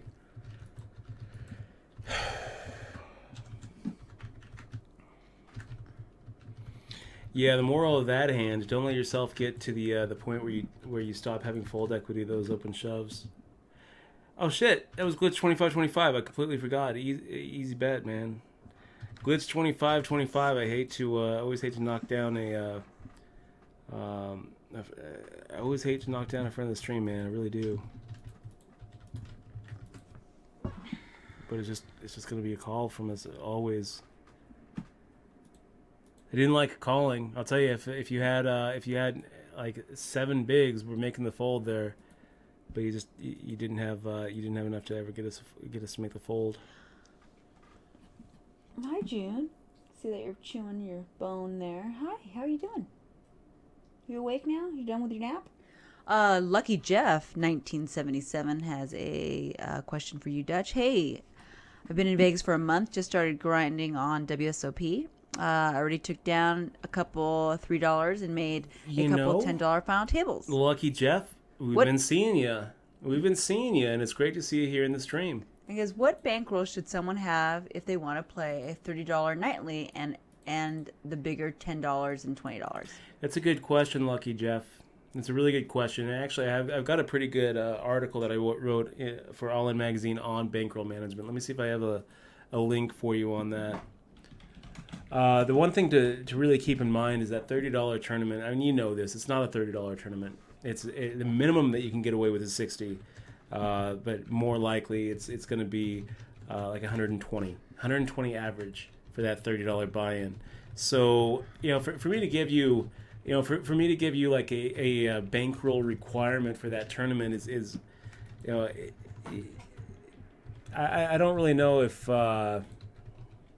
it's a pretty complicated question, and I'm gonna pop in the link because you can read the article and get a better answer than what I'm gonna give you in a second. So let me get the All In Magazine bankroll management Dutch Boyd. Let me find this link. 5 concepts for bankroll management. Let me link this to you, Lucky Jeff, and then I'm gonna go ahead and just give you the simplified answer. Okay. So. But I'd encourage you, if you're asking the question, then take a look at this. Take a look at this link.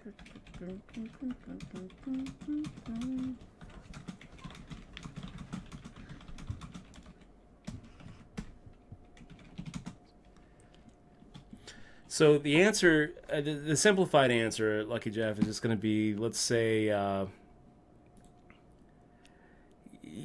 you basically want to. It's going to depend on how many people actually play that event. The $30 rebuy and add-on every night ends up with what? Probably about 80 people on average, maybe 90 people on average. So you could probably go with maybe around. And we're going to say that it's an average buy-in of 120. So I think that you could probably get away with about with about a 10K roll to play that $30 rebuy and add-on. Anything less than that, I feel like even if you're a solid winning player, you have a higher than acceptable risk of ruin, in my opinion. When you talk about what your bankroll requirements should be, what you're really saying is, how big of a bankroll do I need to make sure that I don't go broke playing a certain stake? The answer to that is a pretty complicated one, and it depends on your expected value. It depends on your ROI. It depends on the variance that you have. It depends on the specific game has. It depends on how many players are playing it. And in the end, the answer is you're never going to be able to get your risk of ruin down to 0%. You could have $1 billion bankroll and be Phil Ivey and be playing $2 tournaments, and you're still going to have some percentage of going to 0 before you go to, 2 billion. I mean, it's kind of absurd numbers, but you get the point. You're never going to be able to erase your risk of ruin to 0. It theoretically impossible. You will always have some percentage chance of going broke. So when you're asking about bankroll management, what you're asking about is how to get to an acceptable ROR, a risk of ruin percentage. What is an acceptable ROR percentage to you really has a lot to do with what your best alternative to sustained action is. What I call a BATSA, because I think that's what I was calling it. Is that what I call it? BATSA. A BATSA. June definitely makes me feel happy. Best alternative to sustained action is what I called. A BATSA? A BATSA, yeah. Best alternative to staying in action. That's what I call it.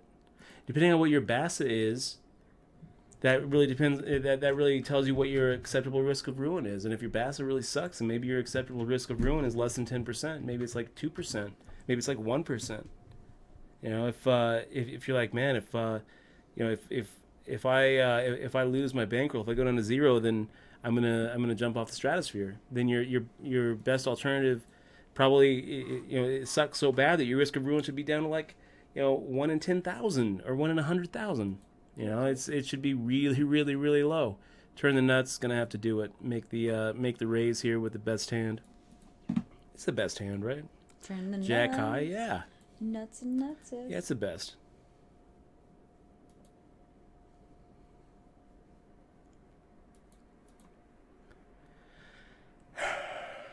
Hey, Dropbox is about to get steamrolled by there's a big storm right now going on in the East Coast, so whoever's all out there, I hope everybody's Draco BX is out there, yeah, huh? He's out there. He's gonna. Good luck, man.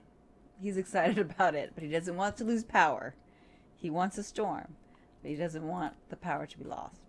So anyway, I kind of feel like having a bankroll of around 10,000 is going to make sure that you are able to be in the positive before you're down to zero a good chunk of the time, assuming that you're a winning player. And that's going to, and I would say if you start with about 10,000 and go down to zero, playing those $30 tournaments, then it's again, it's not a $30 tournament, it's a $120 tournament. Okay. Then it's probably more likely that you're just not beating that level. The 10 and the 20 tournaments, they're going to be a little bit different because it's a much smaller ABI, average buy-in. So the $10 rebuy-in add-on every night it's a great tournament. I don't think it's as good of a value as a 30 because of that add-on that people miss, right? Because of the double add-on, that 30 is just off the hook.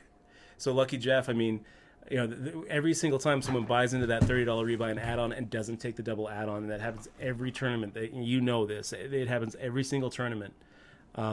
They're basically just reaching into their pocket and giving you a little bit of money and giving me a little bit of money. That's basically what they're doing.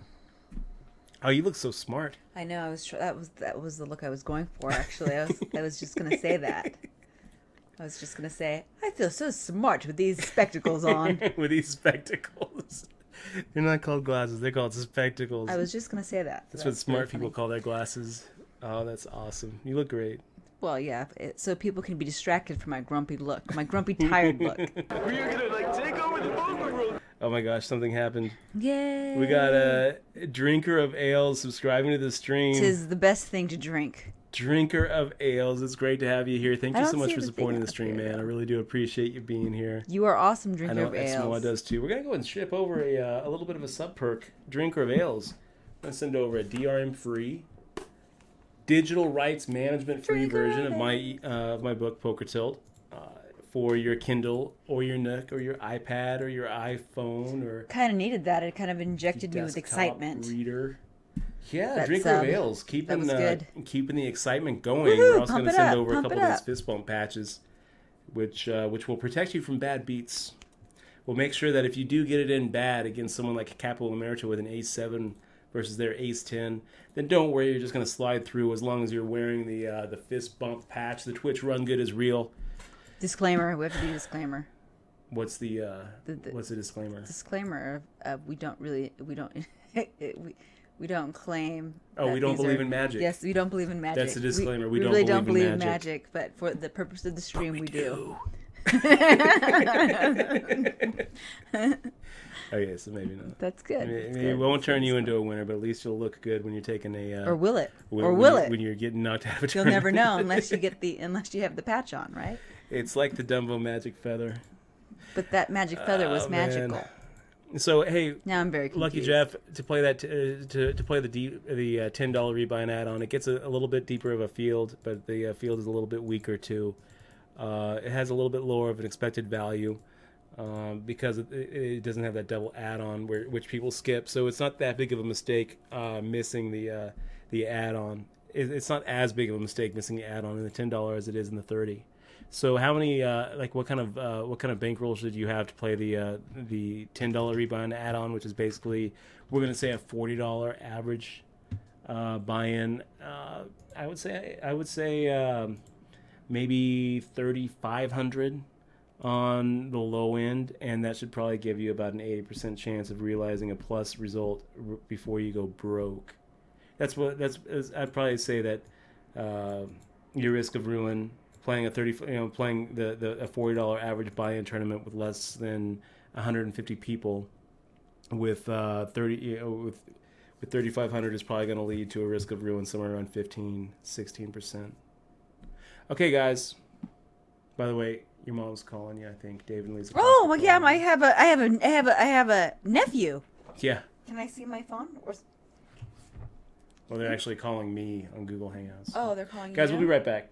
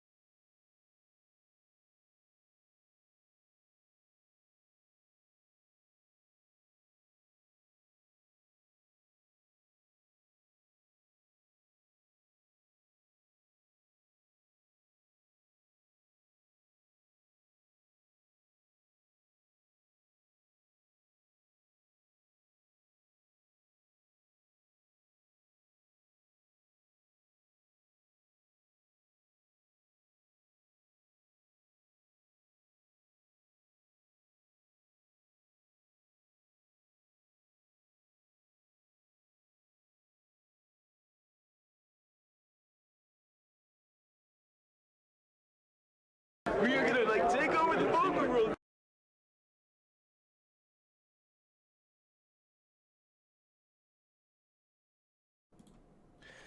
Okay, guys, we're back.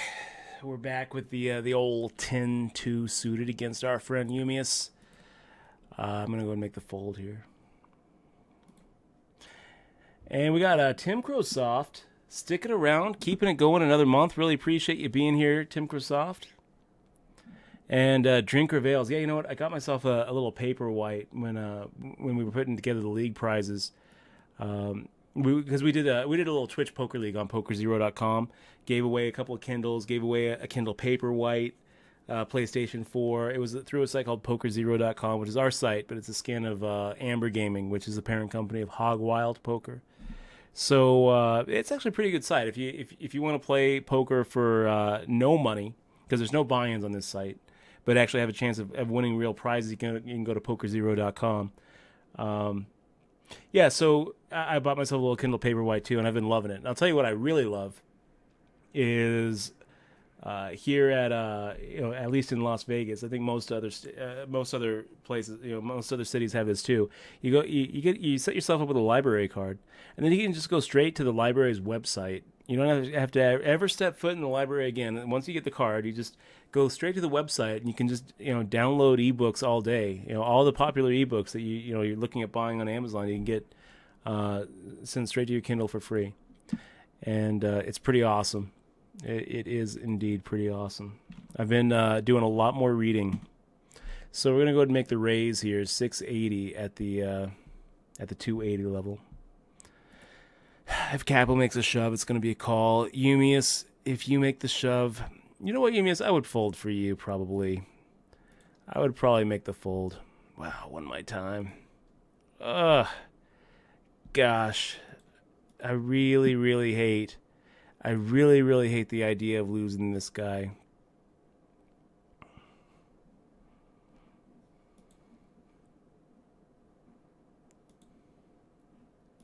I can't believe I'm not c-betting here.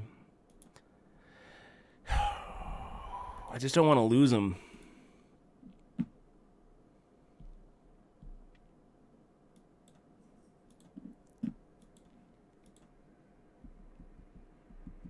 So the call on the turn is representing an ace. There we go.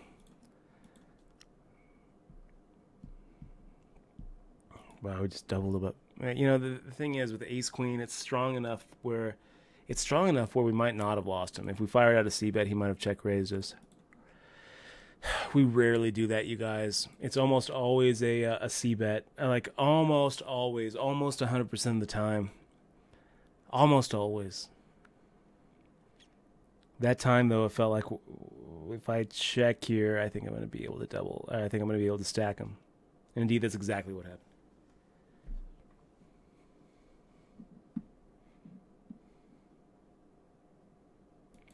Cash shots, I don't know why you wouldn't have gotten it. Let me go ahead and...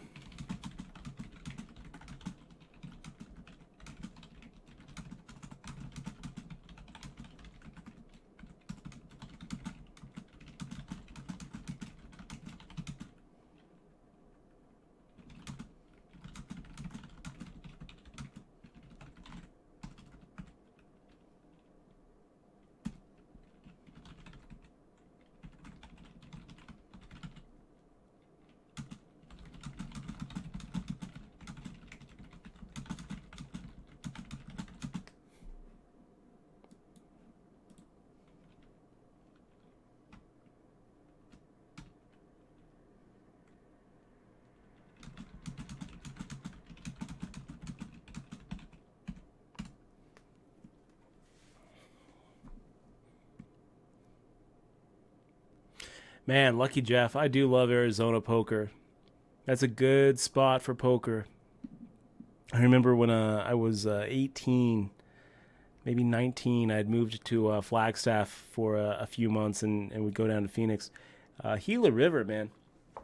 They had the best. They had the best tournaments in the world at that time, because all their tournaments were money added.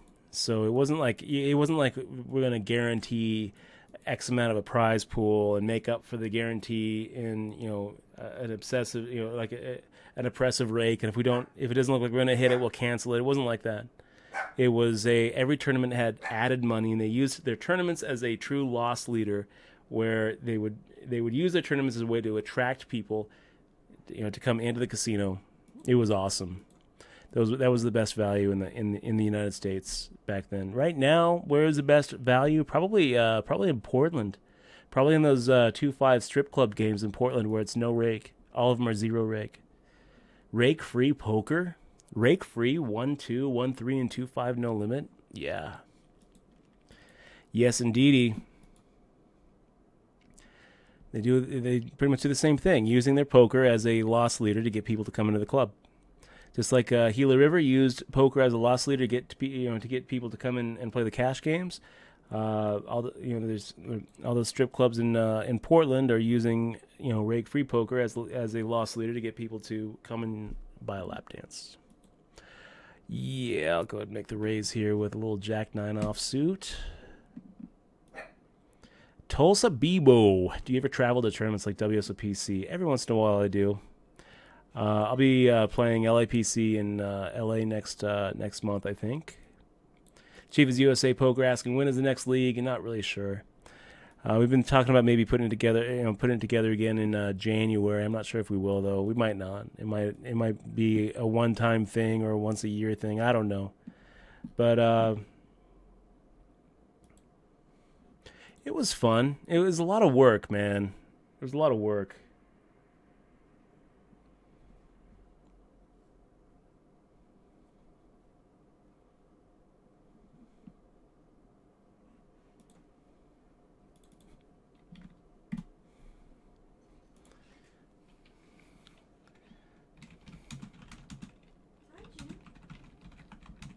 How's everything going? Good? It's my mama.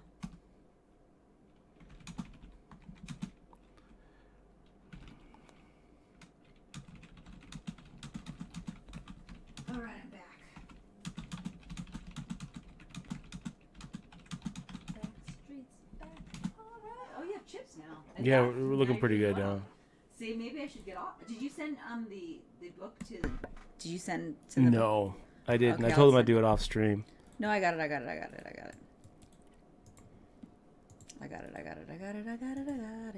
I was almost there. I was just doing my auntie duties.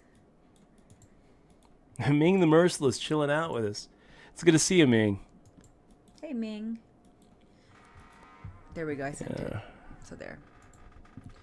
Everybody. And F-Link saying there's nothing wrong with slow playing trips or set. The thing is, though, F-Link, if the only time you don't c-bet when it's heads up and you've got the pre-flop aggression, if the only time you don't c-bet is when you completely crush the flop, then it just becomes so transparent. That's the problem. If you just never miss an opportunity to c-bet when you're heads up, and we so rarely do, it really becomes just such a transparent check back, where someone with like on that completely innocuous board, what if he did actually have something decent? What if he did actually have like a let me see, go back, it was 8-5-3. What if he did have like an ace-8? And then he, if he knows our game and watches the stream every once in a while or whatever, he knows we just never check back there unless we have a set, then he gets away from it. Innocuous? When did you learn that word? I just looked it up. I pulled out the thesaurus and I was like, I want to say harmless, but I want to sound smarter. There it is, innocuous. I've never heard you say that word. I've got a monitor set up, and I've got a little thesaurus over here. Hey, come on, I got a doctorate's degree. I know some bigger words. Innocuous. That I taught you.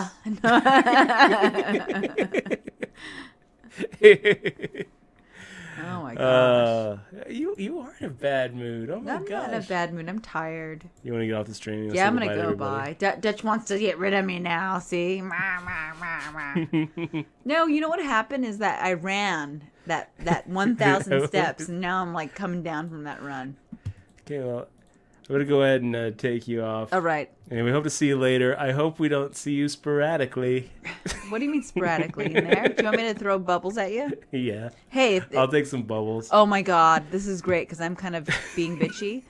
So, like, if you do bubble, I can do that and it'll be okay. Oh, don't. Please don't. And, we're pretty, like, I know. Like, on the bubble, like, right now. That would make my night.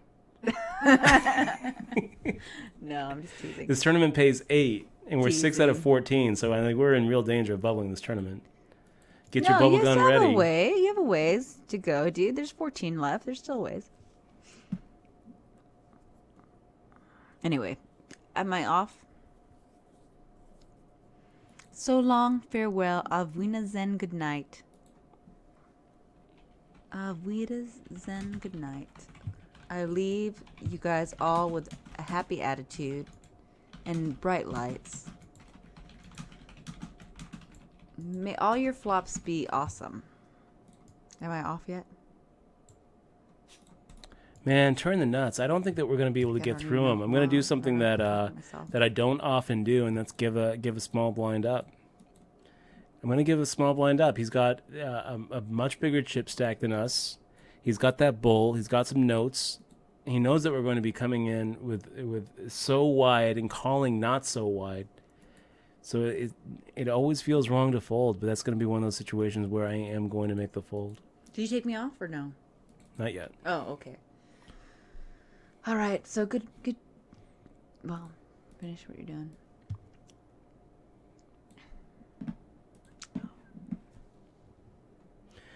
Okay, you want to say good night to everybody? We're gonna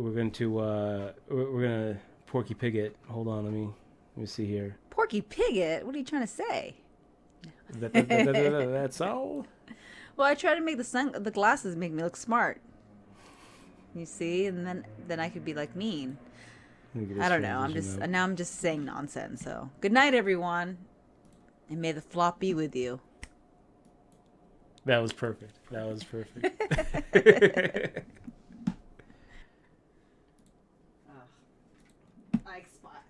expire.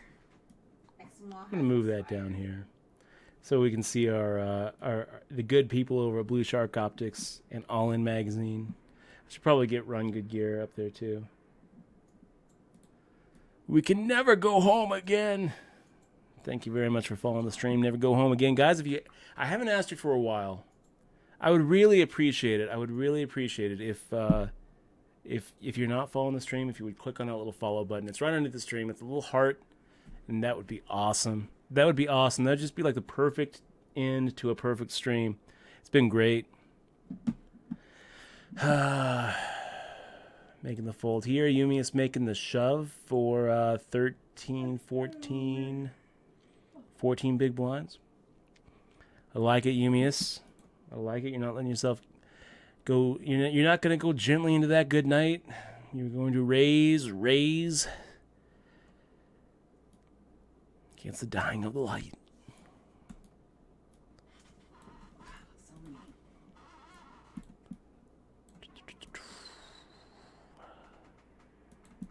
You know that's who Bob Dylan was named after? Who? The poet who wrote that poem.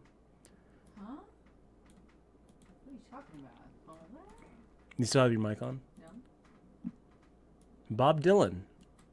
Bob Dylan was named. His name is not actually Bob Dylan. He named himself after Dylan Thomas, the poet. Oh, is that right? I think was an English poet, and he is most famous for he's really just famous for one poem, and that was and it's a very long poem, but it has two very memorable sentences that he repeats over and over in the poem, and those are it. Not raise against the dying of the light, though. It's rage, but it works well for poker.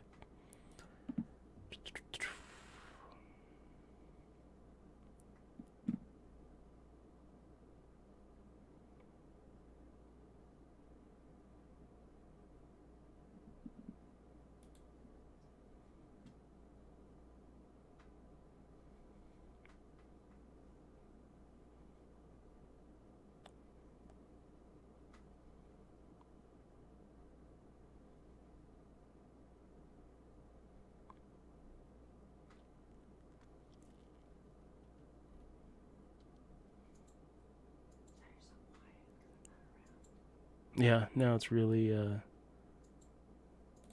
want me to be back on? So now it's really quiet.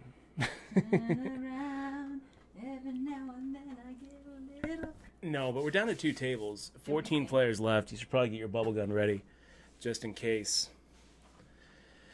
Just in case.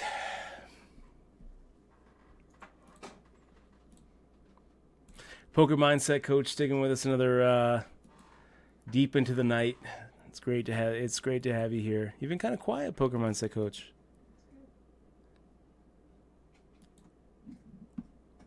Eumeus, I love it. Look at this. Lieutenant Disbo. Open limping, under the gun +1. I'm going to go and get out of Eumeus's way. I like that spot. Looks like a beautiful spot. And while he gets through, Lieutenant Disbo should get through D-Pick. D-Pick might get stubborn. I mean, D-Pick has a lot of chips. But still, 4,100 chips isn't something you just want to give away when you're looking down at Queen 10 suited or, Ace 3 offsuit or whatever D-Pick decided to go ahead and see a cheap flop for. He wanted to see a cheap flop.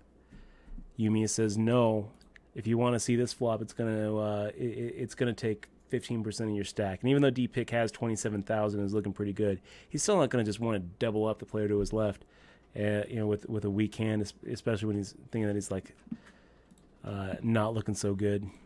Gosh, turn the nuts. Am I going to do this again? Yeah, I'm gonna go ahead and give it to him again. There you are, turn the nuts. Another small blind.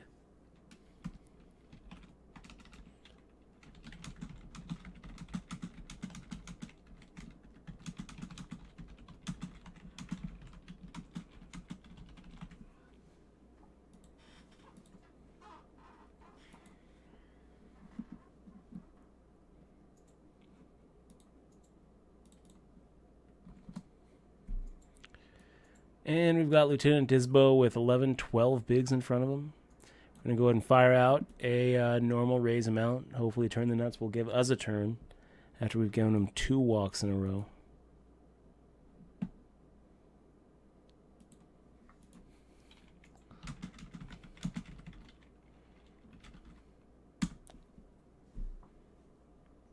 And Turn the Nuts.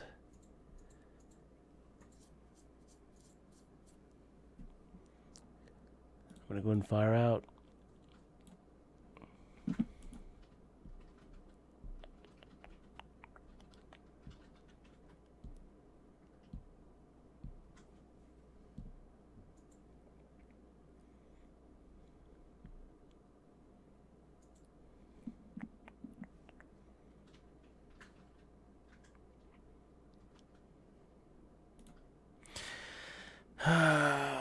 Skinny Pirate in the big blind. Are we going to go for 2 in a row?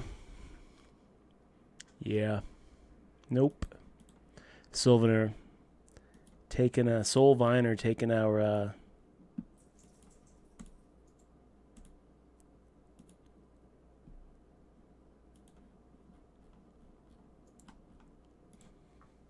that is who I mean. Did I say something else? Did I not say Dylan Thomas? Did I say Thomas Dillon? I meant Dylan Thomas. That is who I meant. Good looking out there, F-Link. Was he Welsh? Isn't Welsh English? Isn't it the same thing? Wales.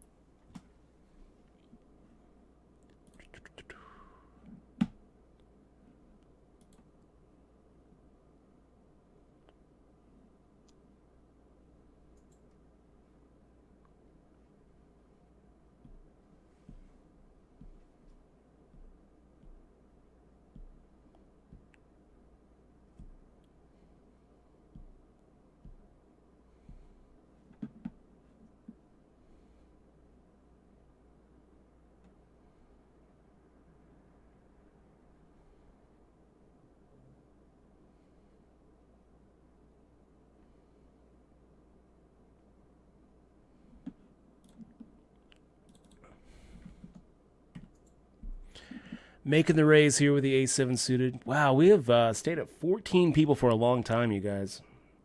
We're just not losing anybody. We're not shaking anybody.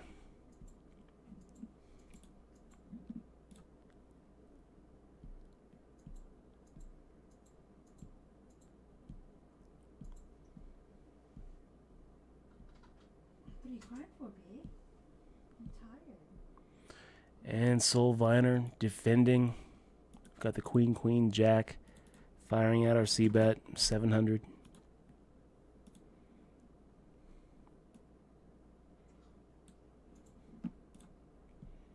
Wow, Never Go Home Again saying it's -12. -12. It's crazy. Okay, Soul Viner.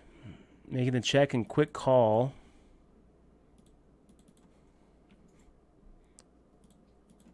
I'll go ahead and fire out another bet here now that we hit our ace.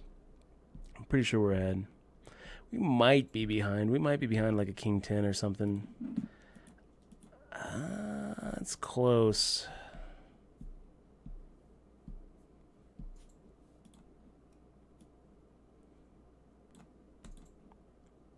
We're probably splitting with like an ace 10. Okay, Soul Viner. King 10, nice hand. Ugh. Ugly.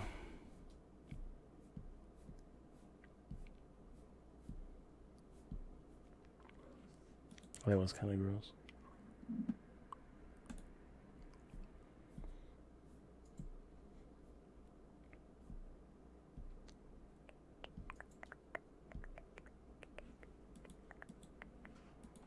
Yeah, Soulviner putting a lot of his chips in play there.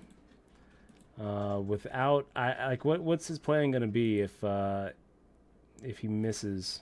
So he put in 1,500 of his 7,500 to start the hand. A little less than that. I don't really know what his plan's going to be. You know, if he misses the straight, is he going to try to bluff on the river? Who knows? Well, all's well that ends well, Soulviner. I think that probably would have been better off check. I think you would have been better off check raising that flop. 10 bigs with 5-3 suited.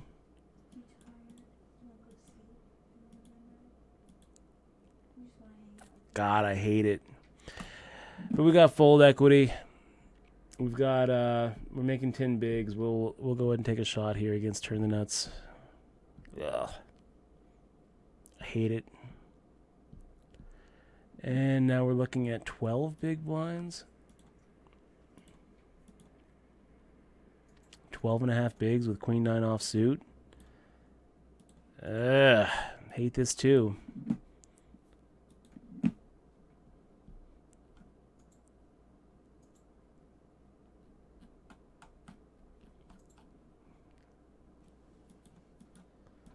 Ronnie Rosenthal says, no, Welsh is not English. Wales is not England. Pretty sure it is, Ronnie Rosenthal. Pretty sure it is. I know they don't speak English. Oh, they do.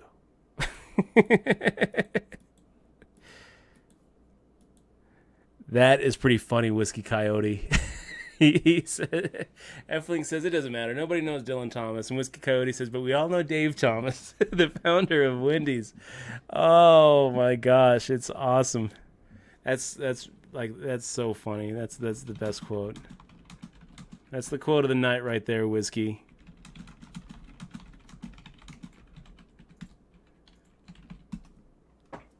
Oh man. Okay, so we got a little ace-queen suited. We've got 12 big blinds, making the max shove here. Good luck here. Thank you.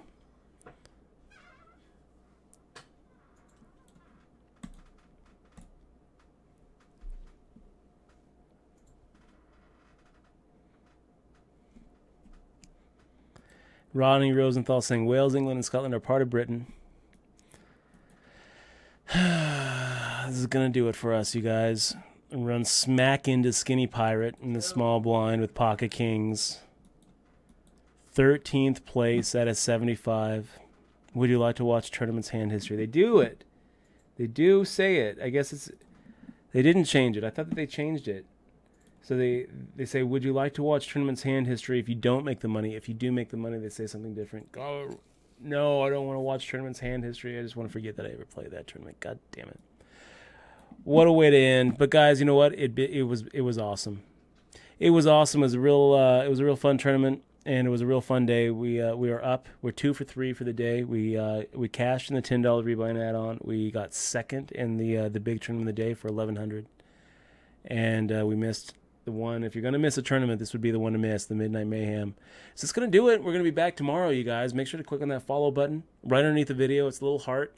Make sure this is, if you wanna really help the stream, make sure click on that sub button. You get the You get the Poker Tilt book, and you get the fist bump patch for your $4.99, plus some really cool emoticons. And guys, if you're watching on YouTube, this isn't live. You're watching this in the far, far future. Hell, maybe you're not even human. Maybe you're just like a computer in the year 2372 watching YouTube. But if we're still around, we're still probably streaming on the weekends. So check out twitch.tv/DutchBoyd. Maybe they have the .com by now.